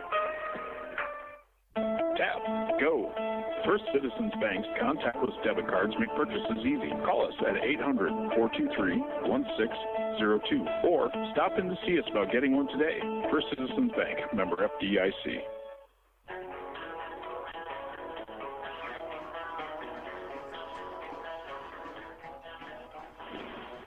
All right, welcome back. 2:55 before the halftime break. Eagles facing a second down. Warriors using their first time out of the half here. West Hancock will have that second down from their own 48-yard line. They need to get to the Warrior 49 for first down yardage.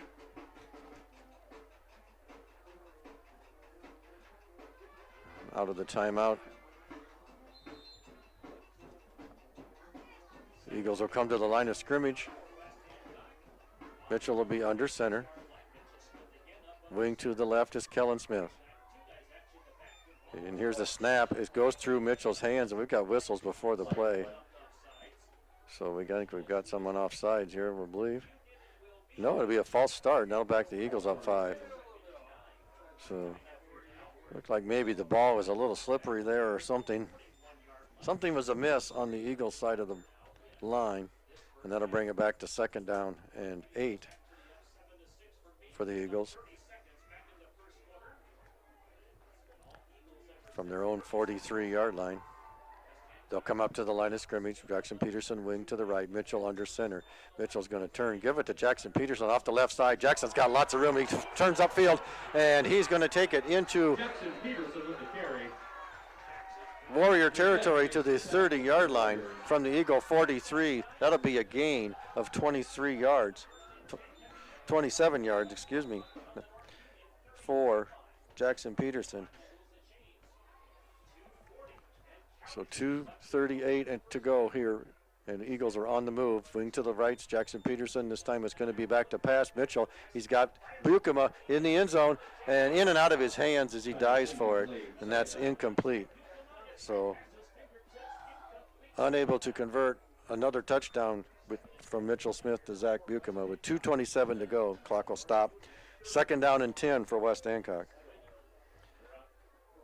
Mitchell 3 of 5 on the night with 2 touchdowns and 62 yards.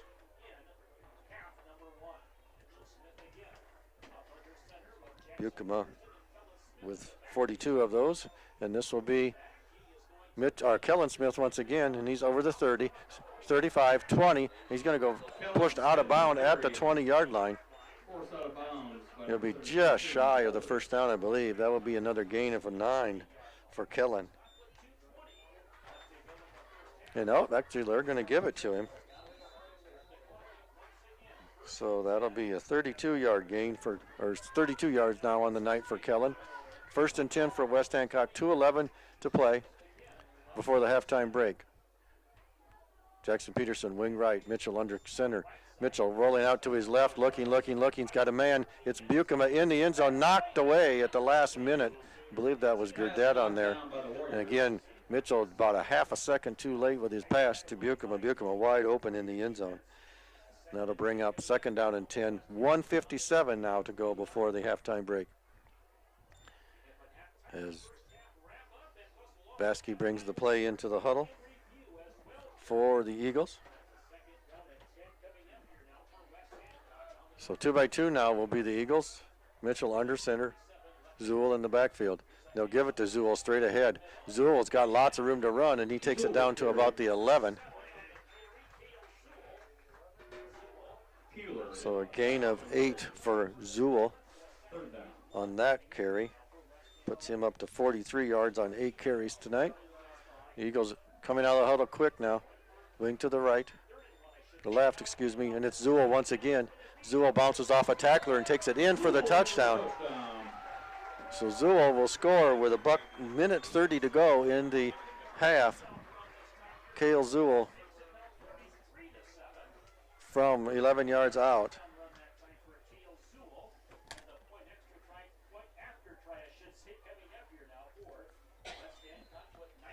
Oops.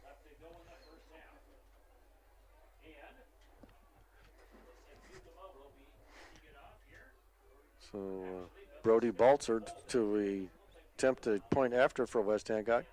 And this one is blocked, partially blocked, and does not get through. So with 1:30 to go, it is West Hancock 43, North Union Warriors 7. This is West Hancock football on B103. Hi, I'm Brent McNeese. McNeese Tire and Automotive in Britt. Big or small jobs, we do it all. Tires, oil changes, and other vehicle maintenance, inspections, brakes, even transmission and engine work. And with 24-hour roadside service calls, count on our McNeese Tire family to be there for your child when it matters most. McNeese Tire, a mile and a half west of Britt on Highway 18. Call 843-3536 or visit us on Facebook. Admit it, nothing says barbecue like Big Brad's. For 12 years, offering award-winning barbecue for vending, catering, parties, reunions, graduations, or any other event in your future. Book Big Brad's Barbecue today. Call 515-293-0791. And let's go Eagles.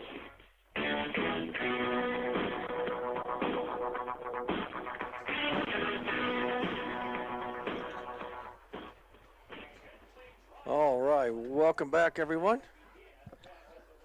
And West Hancock with a minute 30 to go now leads 43-7 over the Warriors of North Union, excuse me. So Brody Balzer on to do the kickoff.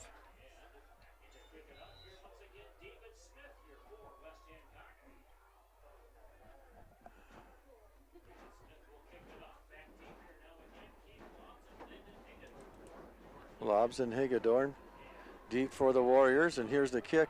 This one's tied end over end, going to be taken by Lobs at the 21-yard line, and dropped by Bixel and Kelly at about the 30-yard line. Oh. Minute 20 and counting here before the halftime break. 1st and 10 now for the Warriors. 43-7 your score here. Eagles rolling on homecoming night. So North Union 1st and 10 from their own 30-yard line. 2 by 2 for Madden. He's flanked to the left. Now he rolls back to pass, and he fires incomplete to the far sideline, and that one could have been easily picked off. Jackson Peterson over there along with Creighton Kelly. Jackson had a beat on it but couldn't quite get there. 36 ticks to go before McNeese Tire halftime break, and it looks like, are we going to have a timeout? Or are we, okay, no, we're going to keep rolling here. I thought the official was waving for a timeout, but he is not, and we're going to roll with 20 seconds to go here. 2 receivers left, 1 to the right. Madden turns, hands it off.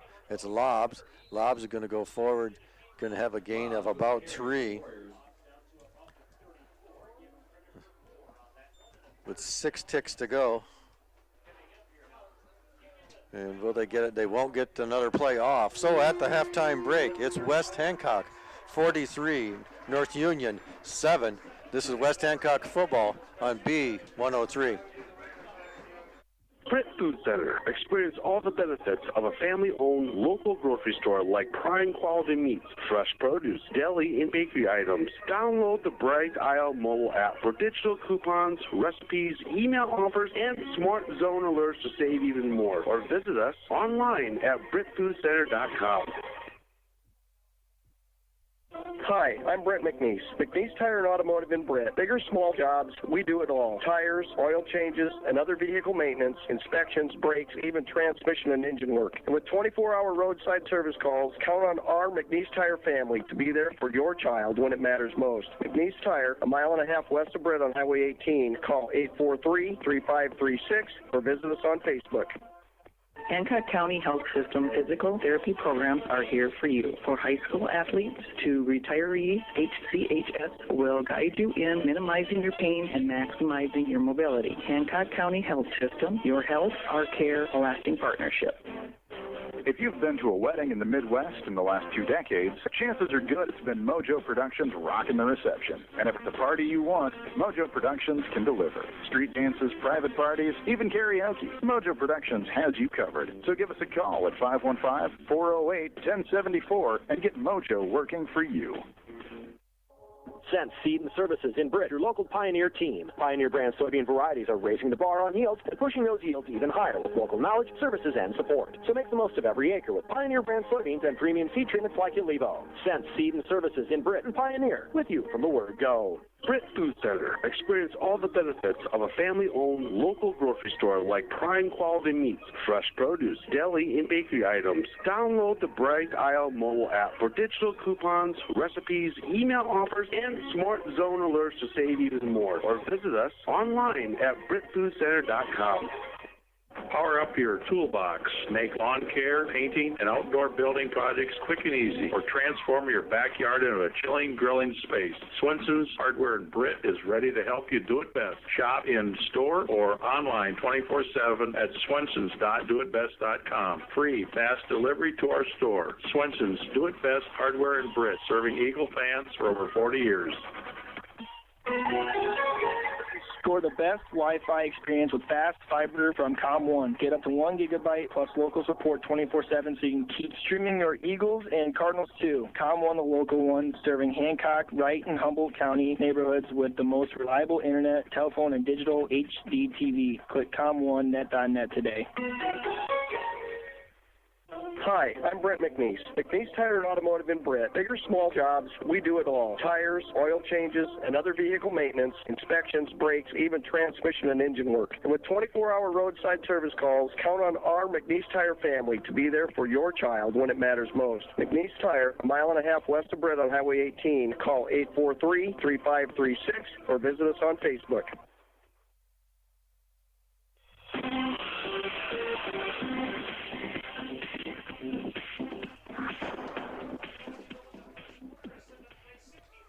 All right, welcome back, everyone. Here at halftime of Homecoming 2023. West Hancock leads this one 43-7 over the North Union Warriors. In this one, the Eagles strike first. I'll recap the scoring for you. In the first period, Eagles striking first with 7:21 to go in the first period. It was a Mitchell Smith pass to Zach Bukema, 31 yards for the touchdown. Creighton Kelly's run was no good, and West Hancock was up 6-0 at that point. And then next possession for the Warriors, they scored with 6:22 to go on the clock. Just a minute later, it was an 80-yard Grady Madden to Caden Lobbs pass play. Gavin Morphew kicked the extra point, and North Union led 7-0. And that was the last time they would see the end zone in the first half, as the Eagles dominated after that point. With 6:12 to go, and actually the ensuing kickoff, Jackson Peterson goes 75 yards to the end zone. Mitchell Smith run in the two-point conversion, and West Hancock was up 14-7 at that point. 3:15 to go, rounding out the first period, was a 5-yard Cale Zuhl run. Creighton Kelly run the two-point conversion in, putting West Hancock up 22-7 at that point, and on a roll. Open up the second period scoring. 10:38 on the clock, was a 20-yard Mitchell Smith to Kellen Smith pass play. Mitchell Smith run the two-point conversion in, putting West Hancock up 30-7. And then with 8:44 to go in the second period, it was a 65-yard Jackson Peterson punt return. And that put West Hancock, or David Smith kicked the extra point on that one. And that put the West Hancock Eagles up 37-7, and rounding out the scoring in the first half. And once again, Cale Zuhl, with a minute and a half to go, with an 11-yard run from scrimmage, puts West Hancock in the end zone. Brody Baltzer's kick partially blocked at the line of scrimmage and no good. And that brings us to our halftime score, 43-7 in favor of the West Hancock Eagles. Had 2 sacks by the Eagles in the first period, or first half, Catherine Squire and Don Kopachik. Feeding the people were Ray Gretlet and I believe Brady Bixel on the other sack. So the Eagles feeding the people tonight. Catherine Squire, Don Kopachik winners. If you want to be a winner, stop into the Britt Food Center each Friday between 8 and 4:30 during the football season. Sign up for the Britt Food Center sack of the game. If your name is drawn and the Eagles record a quarterback sack in that night's game, you could be the winner of a sack of groceries. Compliments of the Britt Food Center. The Britt Food Center is a proud supporter of all things West Hancock. So we're going to take a quick break here. When we come back, we will go through the halftime stats. This is West Hancock football on B103.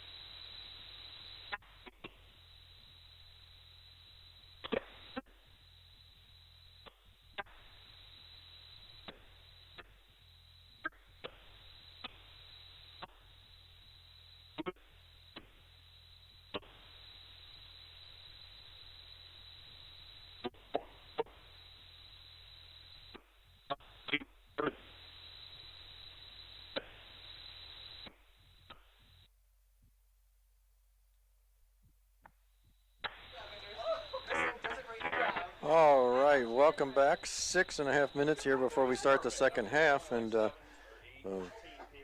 we're going to go through the stats real quickly here on the McNeese Tire Halftime Show. Once again, our halftime show is being brought to you by McNeese Tire and Auto. McNeese Tire is your go-to for all things vehicle, semi, truck, ag tires, parts, and service. They provide 24/7 roadside service. That's McNeese Tire, a mile and a half west of Britt on Highway 18. Give them a call at 641-843-3536 or visit them on Facebook or online at McNeeseTire.com. For the first half stats for the Warriors, unofficially, of course, I have Caden Lobbs with 3 carries for 11 yards. Hagedorn has 20 yards on 8 carries. Grady Madden, the quarterback, he has been scrambling for his life as he's minus 12 in the rushing column. And passing, Madden is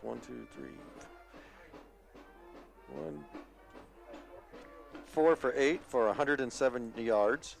And his primary receiver has been Preston Gurdett. He has 3 receptions for 37 yards. Of course, Caden Lobbs has the big one. He has 2 receptions for 84 yards as he caught that big 80-yard touchdown there in the first period. And Hagedorn and Priester have yet to haul in a pass for the Warriors. For your West Hancock Eagles, with 9 carries, Cale Zuhl has 54 yards, and Mitchell Smith, 3 carries for 14. Jackson Peterson, 2 for 38. Kellen Smith has 37 yards on 5 carries, and Creighton Kelly has 13 yards on 2 carries. Mitchell is 3 for 6 passing with 2 touchdowns and 62 yards. 1 touchdown to Zach Bukema. That was a 31-yard strike. Zach has 42 yards total receiving yards. And Kellen Smith has a 20-yard touchdown reception from cousin Mitchell. So there you have your halftime stats. Jay's on his way back up here as he had to go down and take part in the homecoming festivities as a parent. And I just want to remind you again and thank these businesses here that after the tragic situation that occurred over in Algona this week, some Brit businesses stepping up, donating towards that fund tonight. And once again, those businesses were Miller & Sons, Golf Cars, Trulson Auto, Ewing Funeral Home, Original Saw Company, Pritchard Auto, Malin Ag Services, and Com1, all contributing, each of those businesses contributing $100 for each Eagle touchdown tonight, and Eagles on the board 6 times. So they're 6 times 7, $4,200 so far in the fund for the Cram family. So we're going to take a quick break. We come back here, we'll be rejoined by the professor, and we'll talk about the second half. This is West Hancock Football on B103. We want to see your smile. Garner Dental Group provides orthodontic treatment for all ages. A platinum-level Invisalign office is right here in North Iowa. Dr. Amy and Dr. Bree would love to show you what orthodontics can do for you or your child. Garner Dental Group, we provide everything your smile needs to shine. Visit us today at garnerdental.com to find out more. Trolson Auto Parts in Britt is your local source for all your vehicle needs. We offer a full line of automobile service along with auto parts and accessories for your vehicle. Did you know Trolson's is also a dealer for Snowdog snowplows? Contact Dan at 641-843-3865 for all your automotive needs. Go Eagles.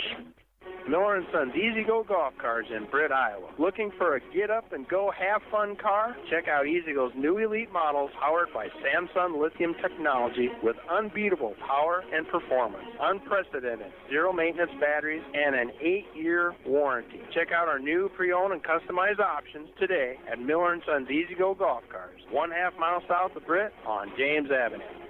Hi, I'm Brent McNeese. McNeese Tire and Automotive in Britt. Big or small jobs, we do it all. Tires, oil changes, and other vehicle maintenance, inspections, brakes, even transmission and engine work. And with 24-hour roadside service calls, count on our McNeese Tire family to be there for your child when it matters most. McNeese Tire, 1.5 miles west of Britt on Highway 18. Call 843-3536 or visit us on Facebook.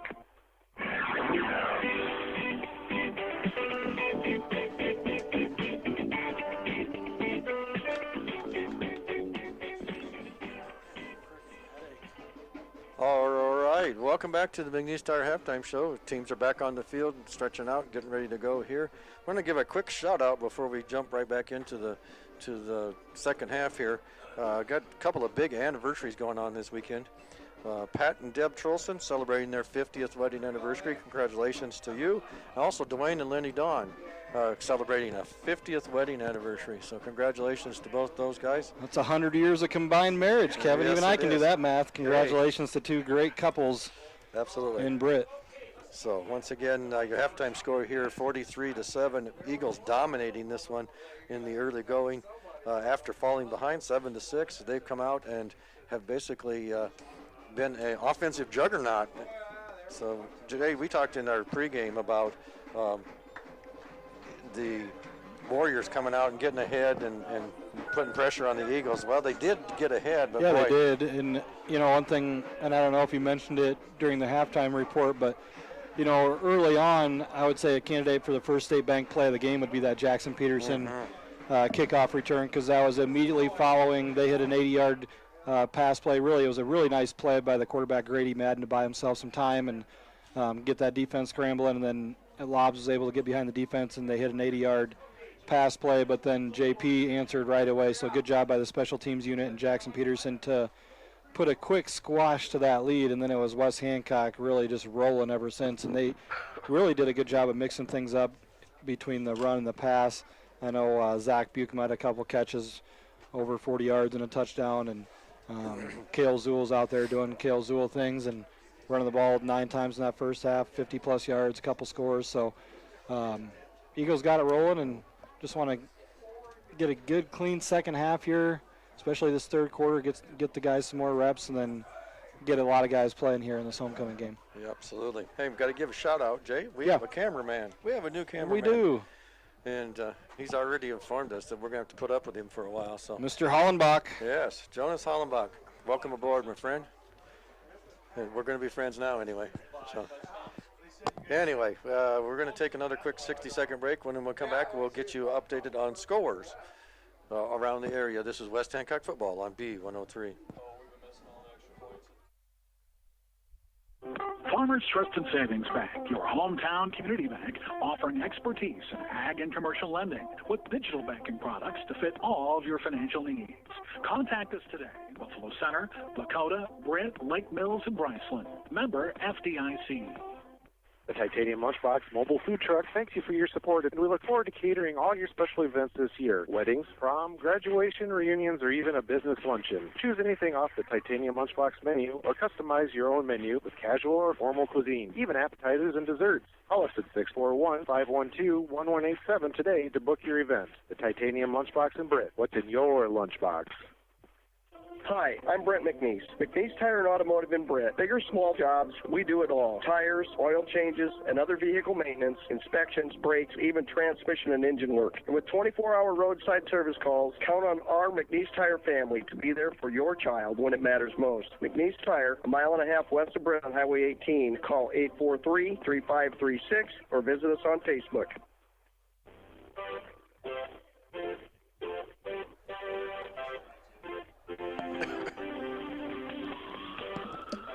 See if there's any. All right. Whoops, got you going live there, Jay. I was going to say I'm looking for some scores. All right. Well, I want to thank McNeese Tire for sponsoring our halftime show as they do every week. That's McNeese Tire. They're a mile and a half west of Britt on Highway 18. They'll do anything for you if it pertains to your vehicle. Ag tires, parts service. They have 24/7 roadside service. They're a mile and a half west of Britt on Highway 18. 641-843-3536 is the number to call, or visit them on Facebook or online at McNeeseTire.com as we're ready to go here in the second half. And set to kick off for the Warriors is Morphew. Deep for the Eagles are Smith and Peterson, and they squibbed this one, and it's going to be taken and covered up by Zephyr Jamgard at the 34-yard line. So the Eagles will start off 1st and 10 here.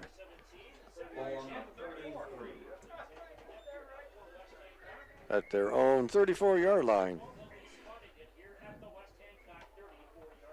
And I would imagine we'll see the starting Eagle offensive unit for at least one series here, maybe two.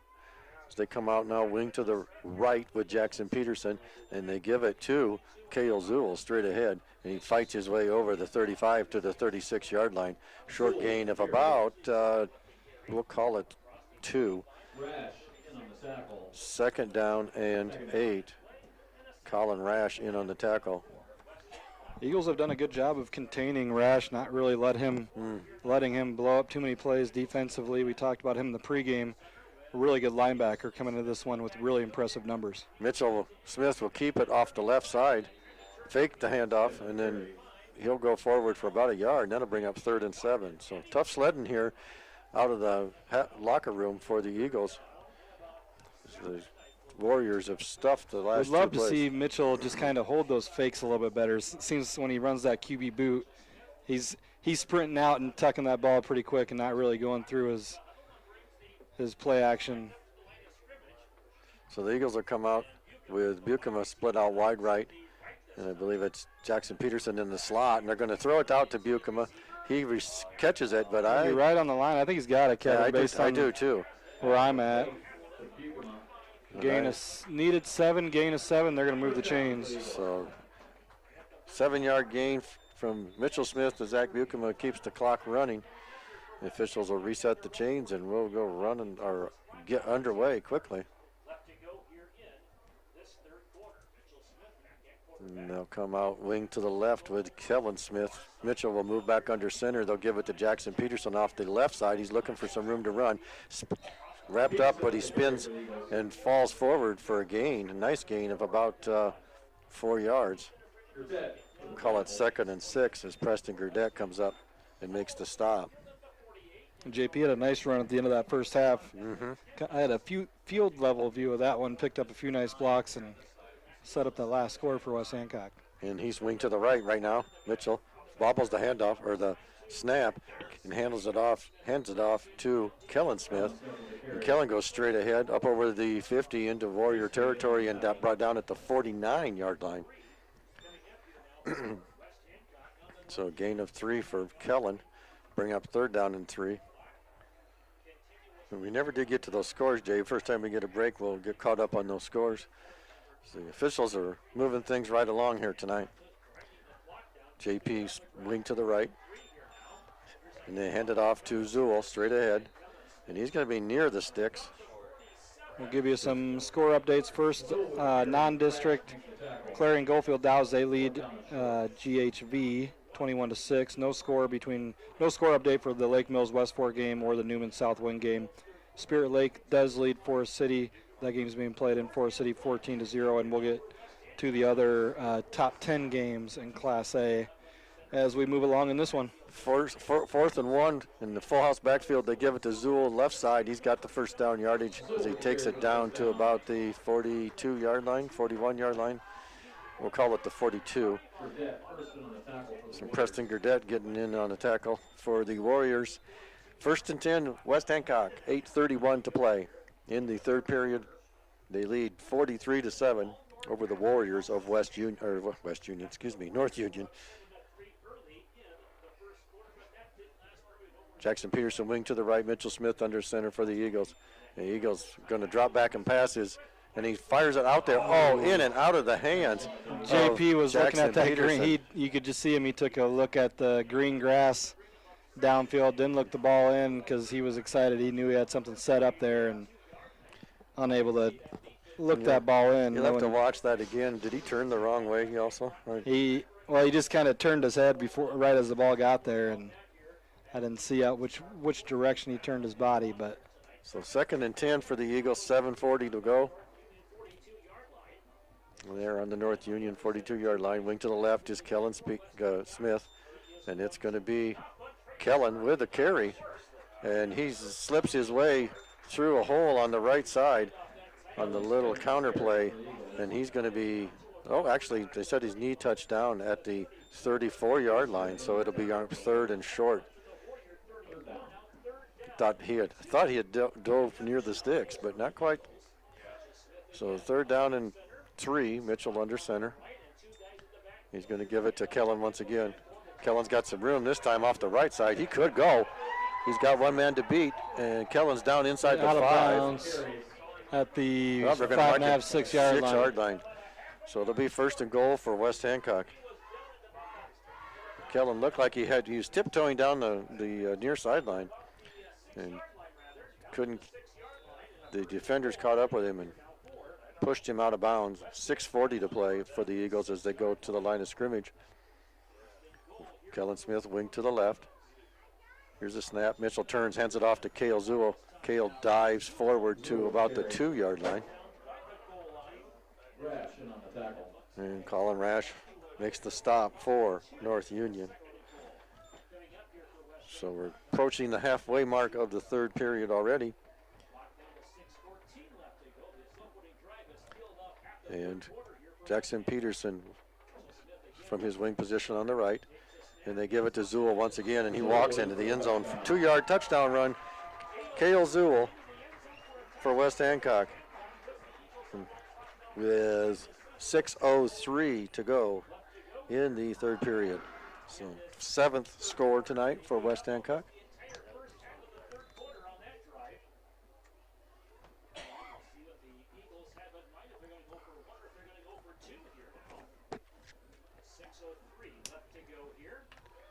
If you're keeping track, that's $4,900 contributed towards the Officer Crams Memorial Fund. Brody Balzer on to attempt the point after. This one blocked once again, and it'll be no good. So with 6:03 to go, West Hancock leads this one 49-7 over the North Union Warriors on homecoming here at Bob Sanger Field. This is West Hancock football. Baukelman Grain Equipment has been in the grain handling business in Britt for over 55 years. Call Paul at 843-3734 today for more information on grain bins and Shivers drying equipment. Baukelman Grain Equipment in Britt, the grain drying specialist. The Britt Barn Grill. Get daily lunch specials, hot wings, burgers, roasted chicken, even a ribeye. Or to book a party at Main Avenue Event Center, call 641-843-4275. Weddings, reunions, birthday parties, or any private party. Don't miss all the action at the Britt Barn Grill or Main Avenue Event Center, downtown Britt.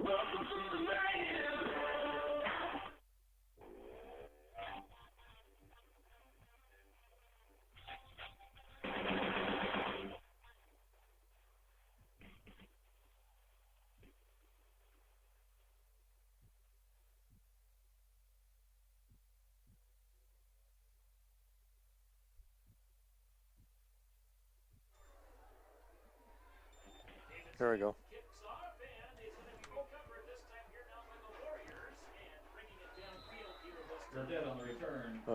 Gurdett returns the kickoff up to about the 36 yard line. Not sure if you can hear me. We were having a little difficulty there for a second or two. 5:40 to play now for North Union. They have a 1st and 10 on their own 36 yard line.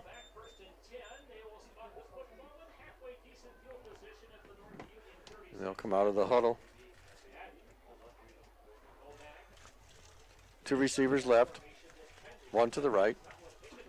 Grady Madden in the shotgun formation, turns, fakes the handoff, then rolls out to his right. He's under some pressure, and he gets out of that initially and then fires an incomplete pass forward to, I believe that was intended for Gurdett once again. Gurdett was coming for another bag of groceries there, yes, Kevin. He was. I think he probably wants the list of winners so he can head on over there and get something to eat from them. So, hey, what are you eating? What's for dinner? Once again, 2 winners tonight, Catherine Squire and Don Kopacik. Who was the second sack, Kevin? Brady Bixel. Greg Redlet and Brady Bixel have recorded sacks tonight. So 2 receivers to the right, 1 to the left. Madden in the shotgun hands it off to Hagedorn. Hagedorn off the right side, fighting for yards up to about the 40-yard line, thereabouts. That'll bring up 3rd down. So 3rd and 6 for the Warriors. Just over 4 minutes to play here in the third period.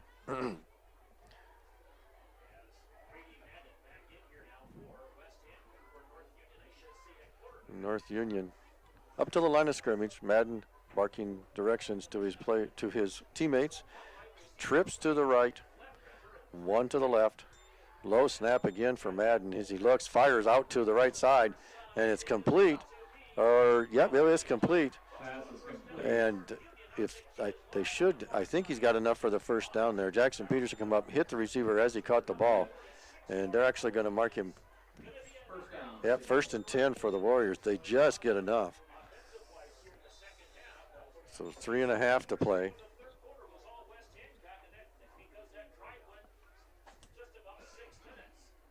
So the Warriors will come out. Single receiver each way. A full backfield now for Madden as he goes under center, hands it off to Hagedorn, right side.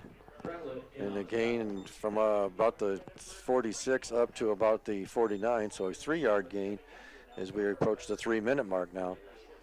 Eagles working to get some of the reserves in. As they bring in Faust at a defensive end position. I believe everyone else is. I think David Smith is lined up inside here now too. Douglas and Vasky here on the near side. So now they put a man in motion, the Warriors, to come out 2 by 2, and they put Lobs in motion left to right. Madden looking, and Madden's going to be sacked once again. We got our 3rd sack of the night. This time the winner, Les Granger. Les Granger, the winner, Britt Food Center sack. And that time it was Gunnar Faust getting up off the pile there with the quarterback sack. So it'll be up a 3rd down, and we'll call it 9 for the Warriors. 2 minutes to go in the 3rd quarter. Again, West Hancock leads 49-7 here in homecoming. 2 by 2 for Madden and company. Low snap, he picks it up off the ground. Now he's flushed out of the pocket to the right. And now he fires back across the formation, complete into West Hancock territory at about the 49-yard line. I think that was Lobs. And actually it was number 4, I believe.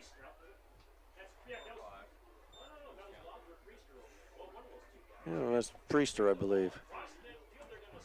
So it'll be 4th down from the Eagle 49-yard line. 1:19 to go in the 3rd period. And they'll go for it here. With a single receiver to the right, one wide to the left with a man in the slot. And that's Madden scrambling for his life right away and throws it out there. And incomplete, intended for, I believe it was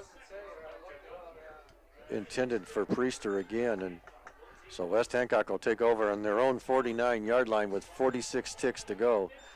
And we'll see some fresh faces come in as Zephyr Jampgard comes in along with Gaken and Bixel. I smell a Bixel fullback trap to the house here, Kevin. There you go. You know, one thing with North Union, really the struggle offensively for them tonight is they have not been able to establish anything consistently on the ground. And the Eagles have really been teeing off on the quarterback here, especially late in the 2nd quarter, and then now to start this 2nd half, 3 Britt Food Center sacks. And we talk about all the time, anytime you're one-dimensional against this West Hancock defense, it makes it really, really tough to move the ball. Jamgard hands it off to Teague Smith. Teague not unable to get back to the line of scrimmage. He'll lose a couple. The Eagles are on the 49. They're going to get backed up to the 47-yard line. And so at the end of 3. North 47. North 47 is our yard line. And at the end of 3, it is West Hancock 49, North Union 7. This is West Hancock football on the home of the Eagles, B103.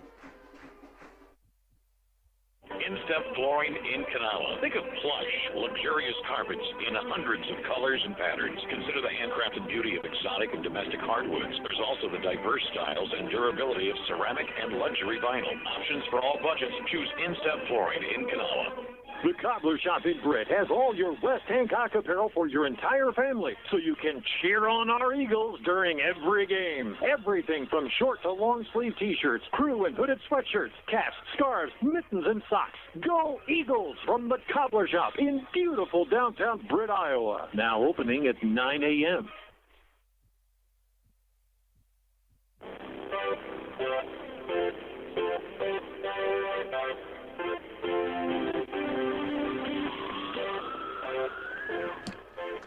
All right, well, we got a short break here, Jay. You want to run down those scores real quick? Oh, I'm sorry. I should probably turn you up if I want to see Clarion the time. Goldfield Dow's leads GHV 21-6. Spirit Lake leads Forest City 14-0 at last report. Madrid, number 4, leads number 1 Linville Sully 14-6. Woodbury Central, they lead Lamar's Galen 21-8. St. Ansgar all over Belmont 42-zip. North Lynn leads North Cedar 35-0. North Lynn is number 5 in the Radio Iowa poll this week. Yeah. West Hancock is in at number 6. In a couple weeks, we will travel down to Lake City to take on South Central Calhoun. They trail tonight to ACGC 14-7. Nashua Plainfield leads 28-0 over AGWSR. Mount Ayr and Central Decatur are tied at 14. And last night, number 10 East Buchanan was thumped by Starmont 46-0. So that last score update for you: Spirit Lake 35-6 over Forest City. And while you were doing that, Brady Bixel carried forward for 2 yards, and now they're going to give it to Gaken. And Gaken. Gomez. Oh, excuse me, Gomez. Thought it was Gaken.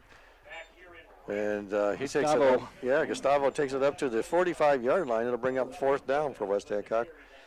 We got some more sack winners here for you, Kevin, in case we need them. Okay. This one would have been funny if yes, her son would have fed her some groceries.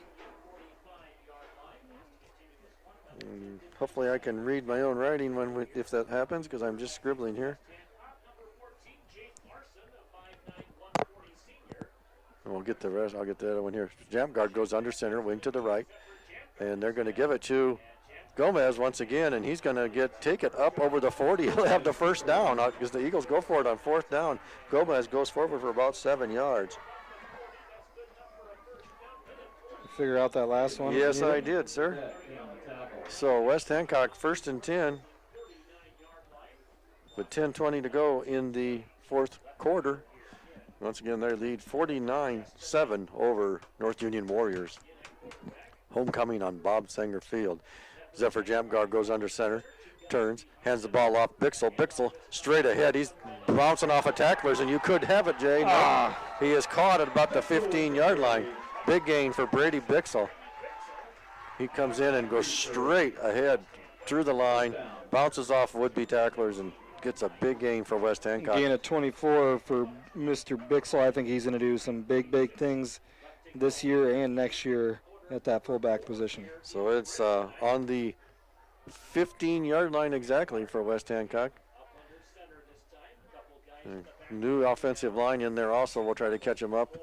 And it's Bixel once again, right side this time. He goes forward for about 3. I know Ethan King is in there for the Eagles.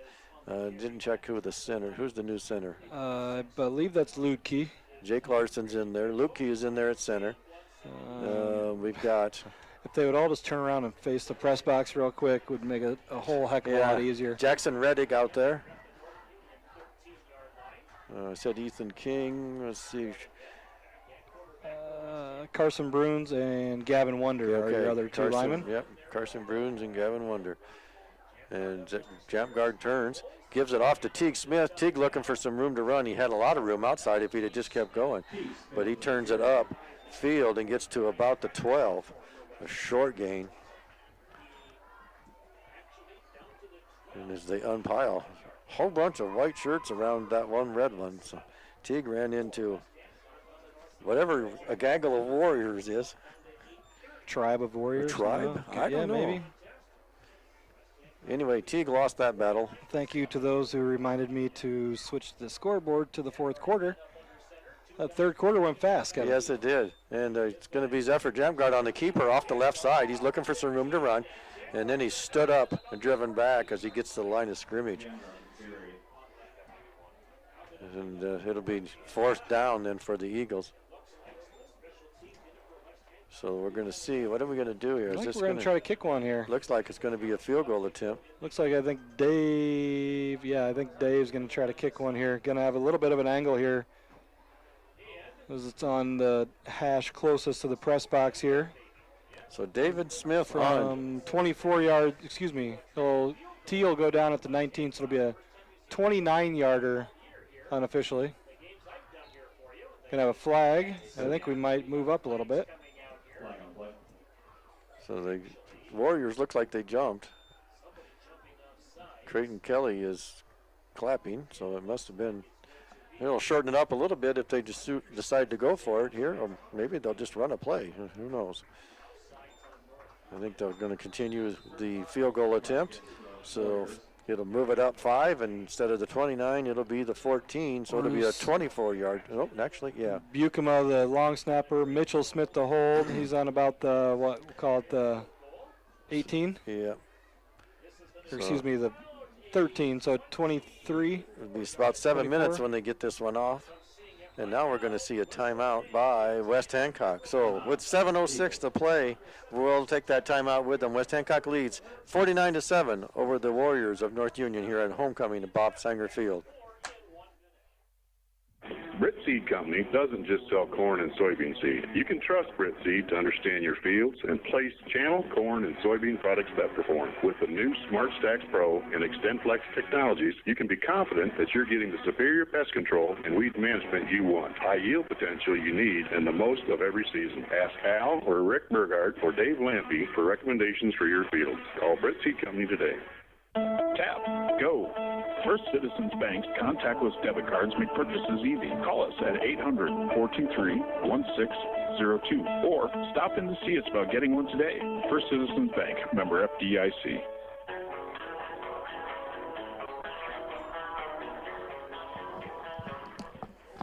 All right, out of the timeout, West Hancock had a little change of heart. They're not going to kick a field goal. They sent the second team offense back on the field. So on 4th and 3 from their own, or from the North Union 8-yard line, they're going to go for it, and they're going to give it to Gomez. No going, and they'll turn it over on downs. Went with the hard count to jam guard to try to draw them off sides and get a free first down there, but good job by that Warrior defensive line to wall up, and short game by Gomez, and it'll turn it over on downs back to the Warriors. They'll take over at their own 7 or 8 yard line here. And it looks like it's going to be the 7. So 1st and 10 for the Warriors, 6.5 minutes to play here. Eagles took quite a chunk out of that quarter. Yes, they did. D-line here on this possession, you're going to have Reagan Johnson, Reese Lutke, Ethan King, and Carson Bruns will be your D-line. Backfield is Jackson Reddick, Teague Smith. Can't see the third one over there. Gomez, Bukema. And Bukema. And then you got Larson over at their far side cornerback. Boothroyd and Jamgard at the third level for West Hancock. So 6 minutes, and we're going to have a timeout again, this time by North Union with 5:59 to play. We'll take that timeout with them. This is West Hancock football on B103. Miller & Sons Easy Go Golf Cars in Britt, Iowa. Looking for a get-up-and-go have-fun car? Check out Easy Go's new elite models powered by Samsung lithium technology with unbeatable power and performance, unprecedented zero-maintenance batteries, and an 8-year warranty. Check out our new pre-owned and customized options today at Miller & Sons Easy Go Golf Cars, 1/2 mile south of Britt on James Avenue.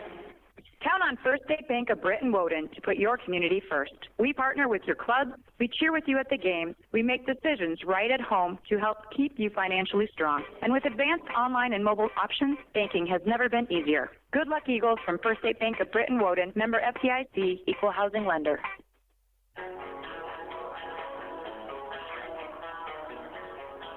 Yep.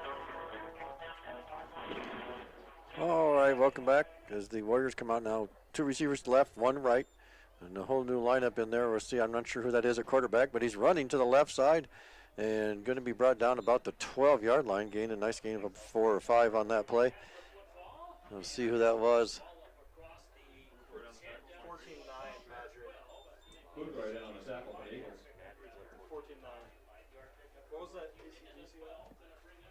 I believe that was Grayson Colgrave in at quarterback.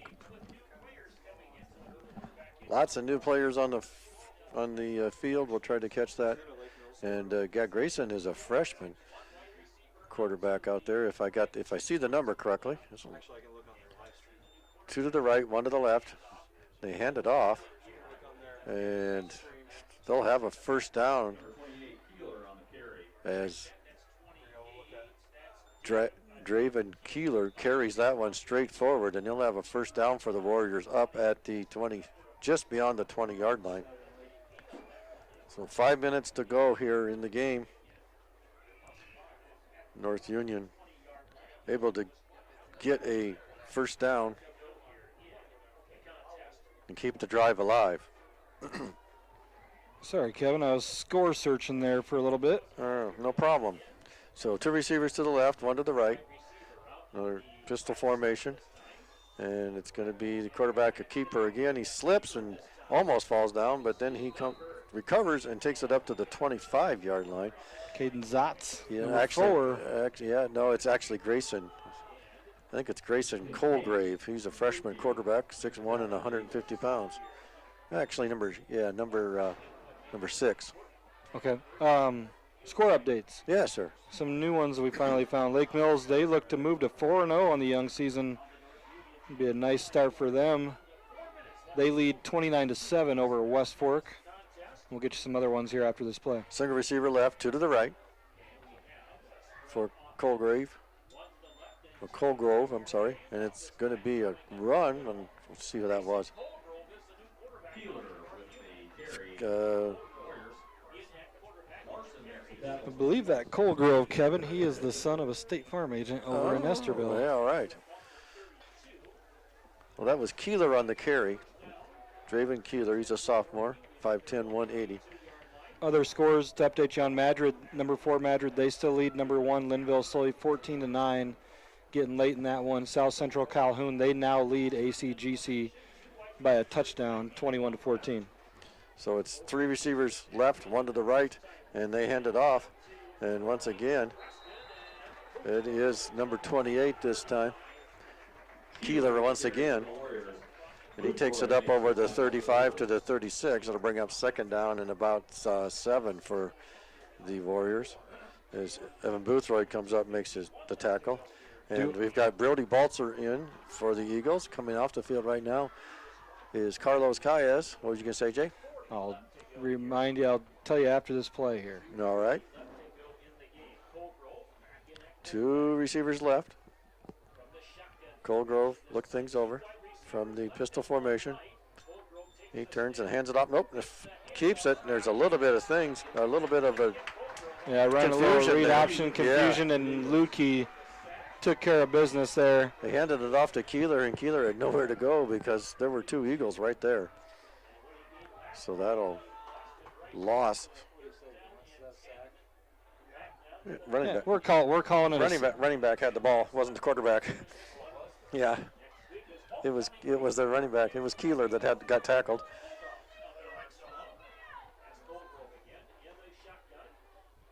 So three receivers left, 1 to the right for Colgrove.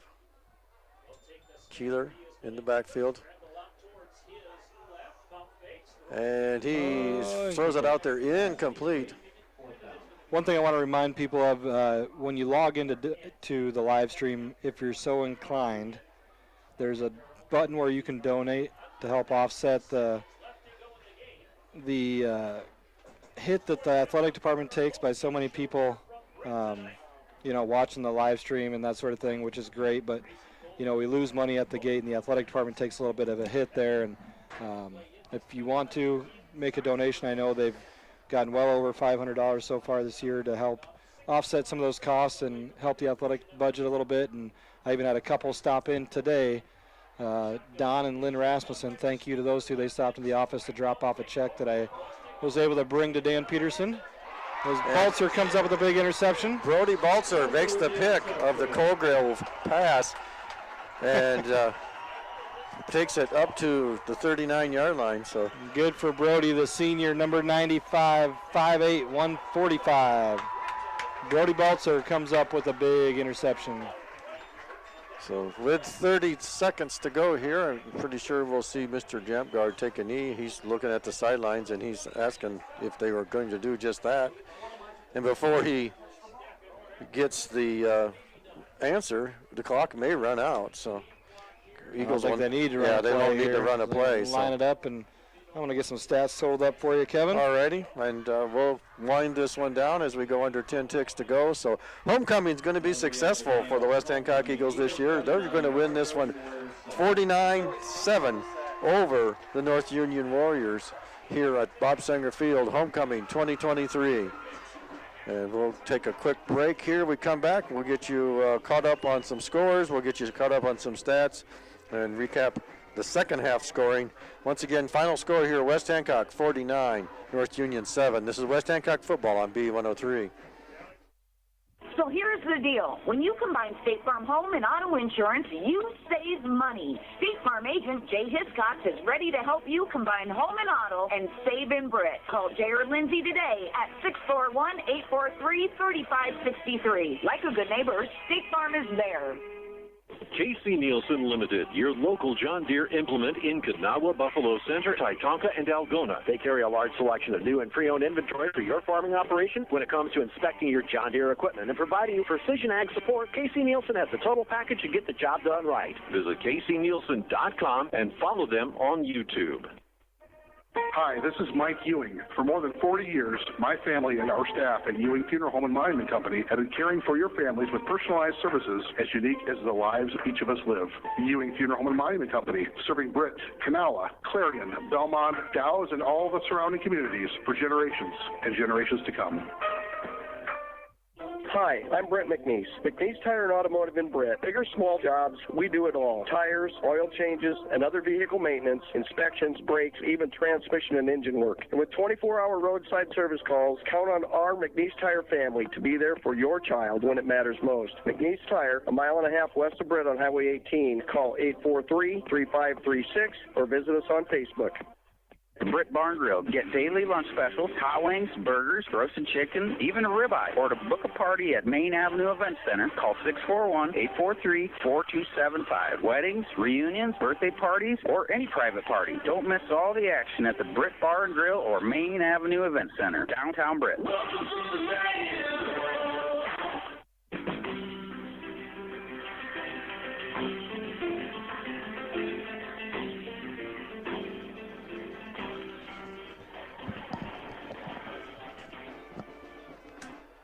All right, welcome to the post-game scoreboard show. Our post-game scoreboard show is being brought to you by Eric Stacy and the crew at the Britt Barn Grill and Main Avenue Event Center.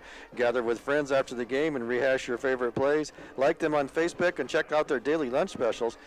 And check out the upcoming events at the Main Avenue Event Center. To book your party, call us 641-843-4275. And we're going to back up here just a little bit. And while you're rehashing your favorite plays up there tonight, you probably would see this. Jay got on the replay here, and look, that last sack that we had some confusion about was a sack. So we're going to have one more sack winner tonight because it was the quarterback, and I thought it was the running back that had the ball, but it was not. And so Beth Gredelet, you're going to get a sack of groceries from the Britt Food Center as the Eagles record 4 sacks tonight. Our winners again on that Britt Food Center sack of the game are Catherine Squire, Donald Kopachik, Leslie Granger,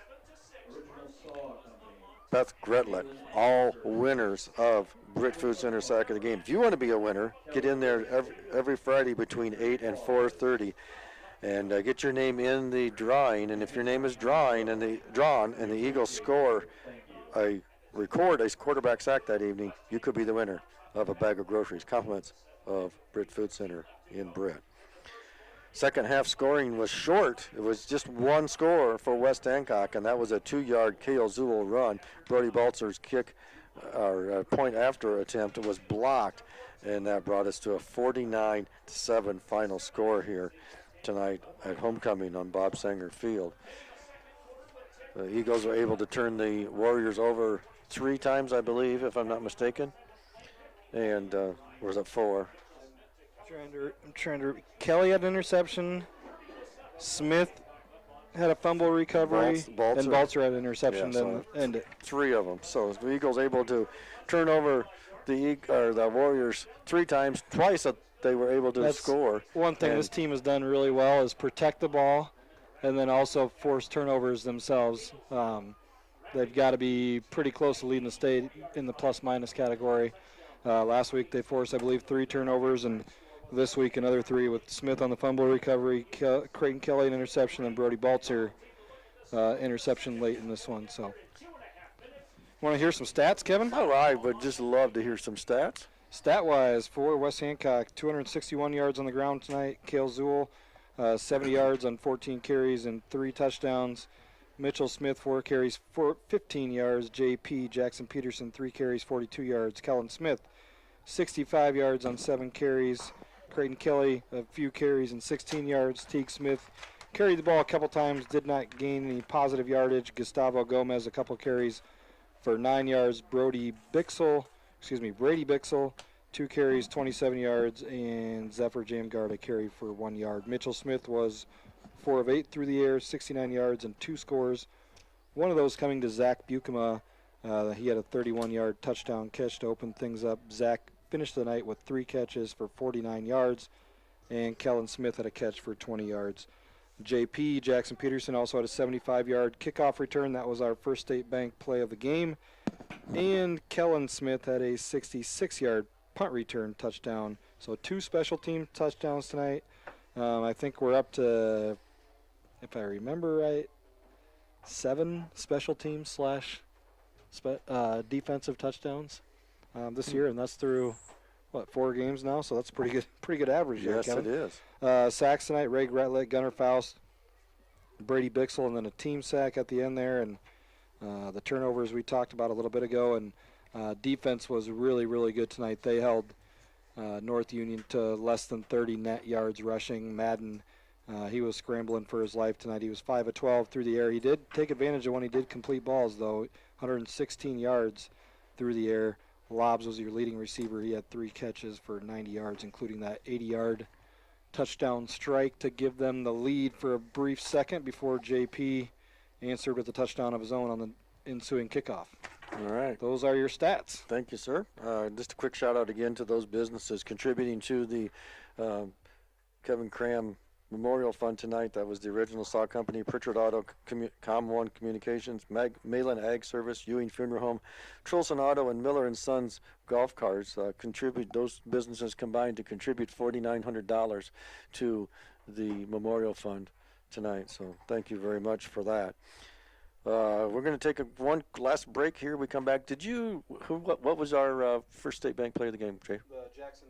Oops, I'm sorry. Sorry, I turned myself down. The Jackson Peterson kickoff return is what we'll go with for the First State Bank play of the game, just because, they had taken the lead there 7-6 with a big play, and then West Hancock special teams unit came out and gave JP a seam, and that's really all you need to give him. Yeah. He's a pretty quick kid, and he's got eyes for the end zone, and that was our First State Bank play of the game. And that was a timely play.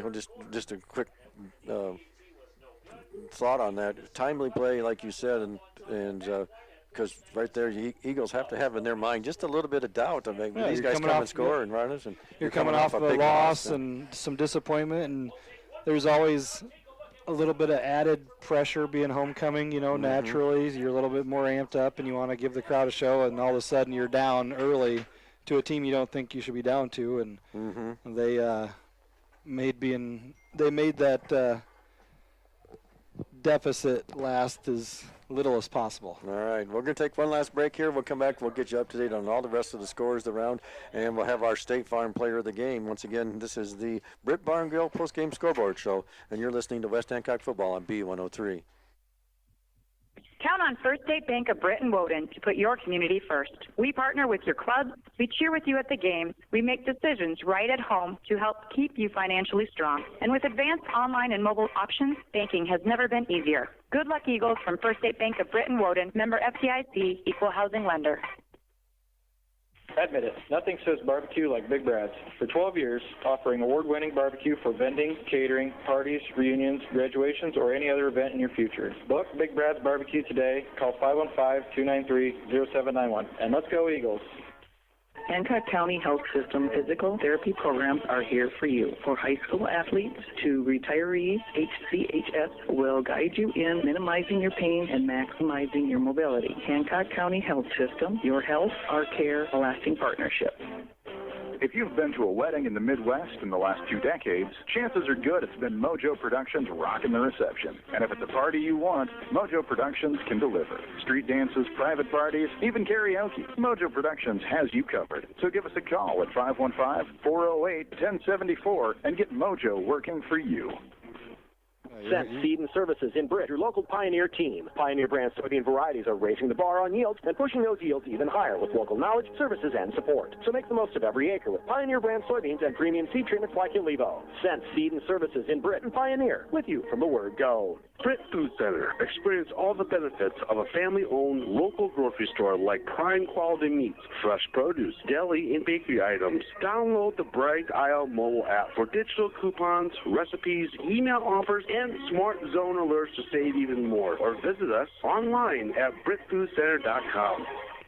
Power up your toolbox. Make lawn care, painting, and outdoor building projects quick and easy, or transform your backyard into a chilling, grilling space. Swenson's Hardware in Britt is ready to help you do it best. Shop in store or online 24/7 at swensons.doitbest.com. Free, fast delivery to our store. Swenson's Do It Best Hardware in Britt, serving Eagle fans for over 40 years.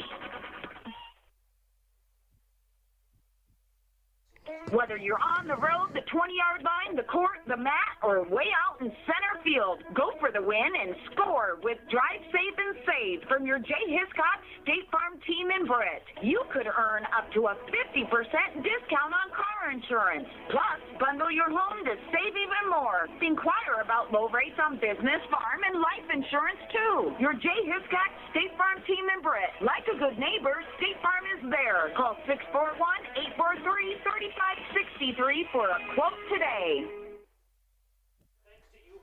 All right, welcome back. Britt Bar and Grill post-game scoreboard show. You want to make sure you get up there after the game and rehash your favorite plays at the Britt Bar and Grill. Jay, State Farm Player of the Game is? Players of the game. Players of the game. Two seniors. I'm going to give it to Cale Zool. He's workmanlike tonight. 3 touchdowns. And one thing we don't really talk about Cale as much because he carries the ball so much, he does a really good job at his inside linebacker position as well. So good two-way player. And then the other one I'm going to give it to, he's had some success in the PAT game this year and came up with a big interception at the end of the night. Brody Baltzer came up with a nice interception, the other senior. So 2 seniors, Cale Zool and Brody Baltzer, congratulations. You are our State Farm Players of the Game.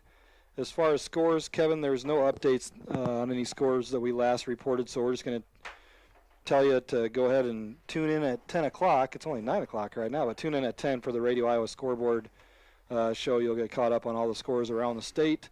The guys do a great job getting scores from Twitter and all over the place. And X usually, X, or I'm going to call it Twitter. But, yeah, usually by the end of their show, they've got final scores from every single game across the state. So that comes on at 10 o'clock tonight. We'll get that to you here on KHAM and KOW. And moving on to Week 5, we're halfway through the regular season now. Yes, sir. Off so to West Fork next week. West Fork. North Union goes to Lake Mills, or maybe they're home against Lake Mills. I wasn't sure where that game was at, but they have Lake Mills. Lake Mills has been one of the big surprise stories of the year. Looks like they're going to move to 4-0 tonight. Of course, a long-time coach retiring up there and new coach taking over. But that was one of those teams we talked about in the preseason. A ton of talented kids and big kids, and just a matter of when they put it all together. And we'll see when they do face a playoff caliber type team what they do. But so far, 4-0 and looking good, looking really good to qualify for the playoffs. All right, well there you have it. And for Jay Hiscox, I'm Kevin Wilson. I want to thank Mel back at the studio, getting us on the air and keeping us on the air tonight. We had a few difficulties there at one point, but we made it through, and we'll see you next week as we travel over to Sheffield to take on the West Union, goodness sakes, West Fork. West Fork, North Union, you're good. Yeah, I've got North Union on the brain and thinking about West Fork. So, but anyway, we'll be right here on B103, and we'll bring you all the action if you're not able to get over there yourselves. So, travel safely going home, and we'll see you next week.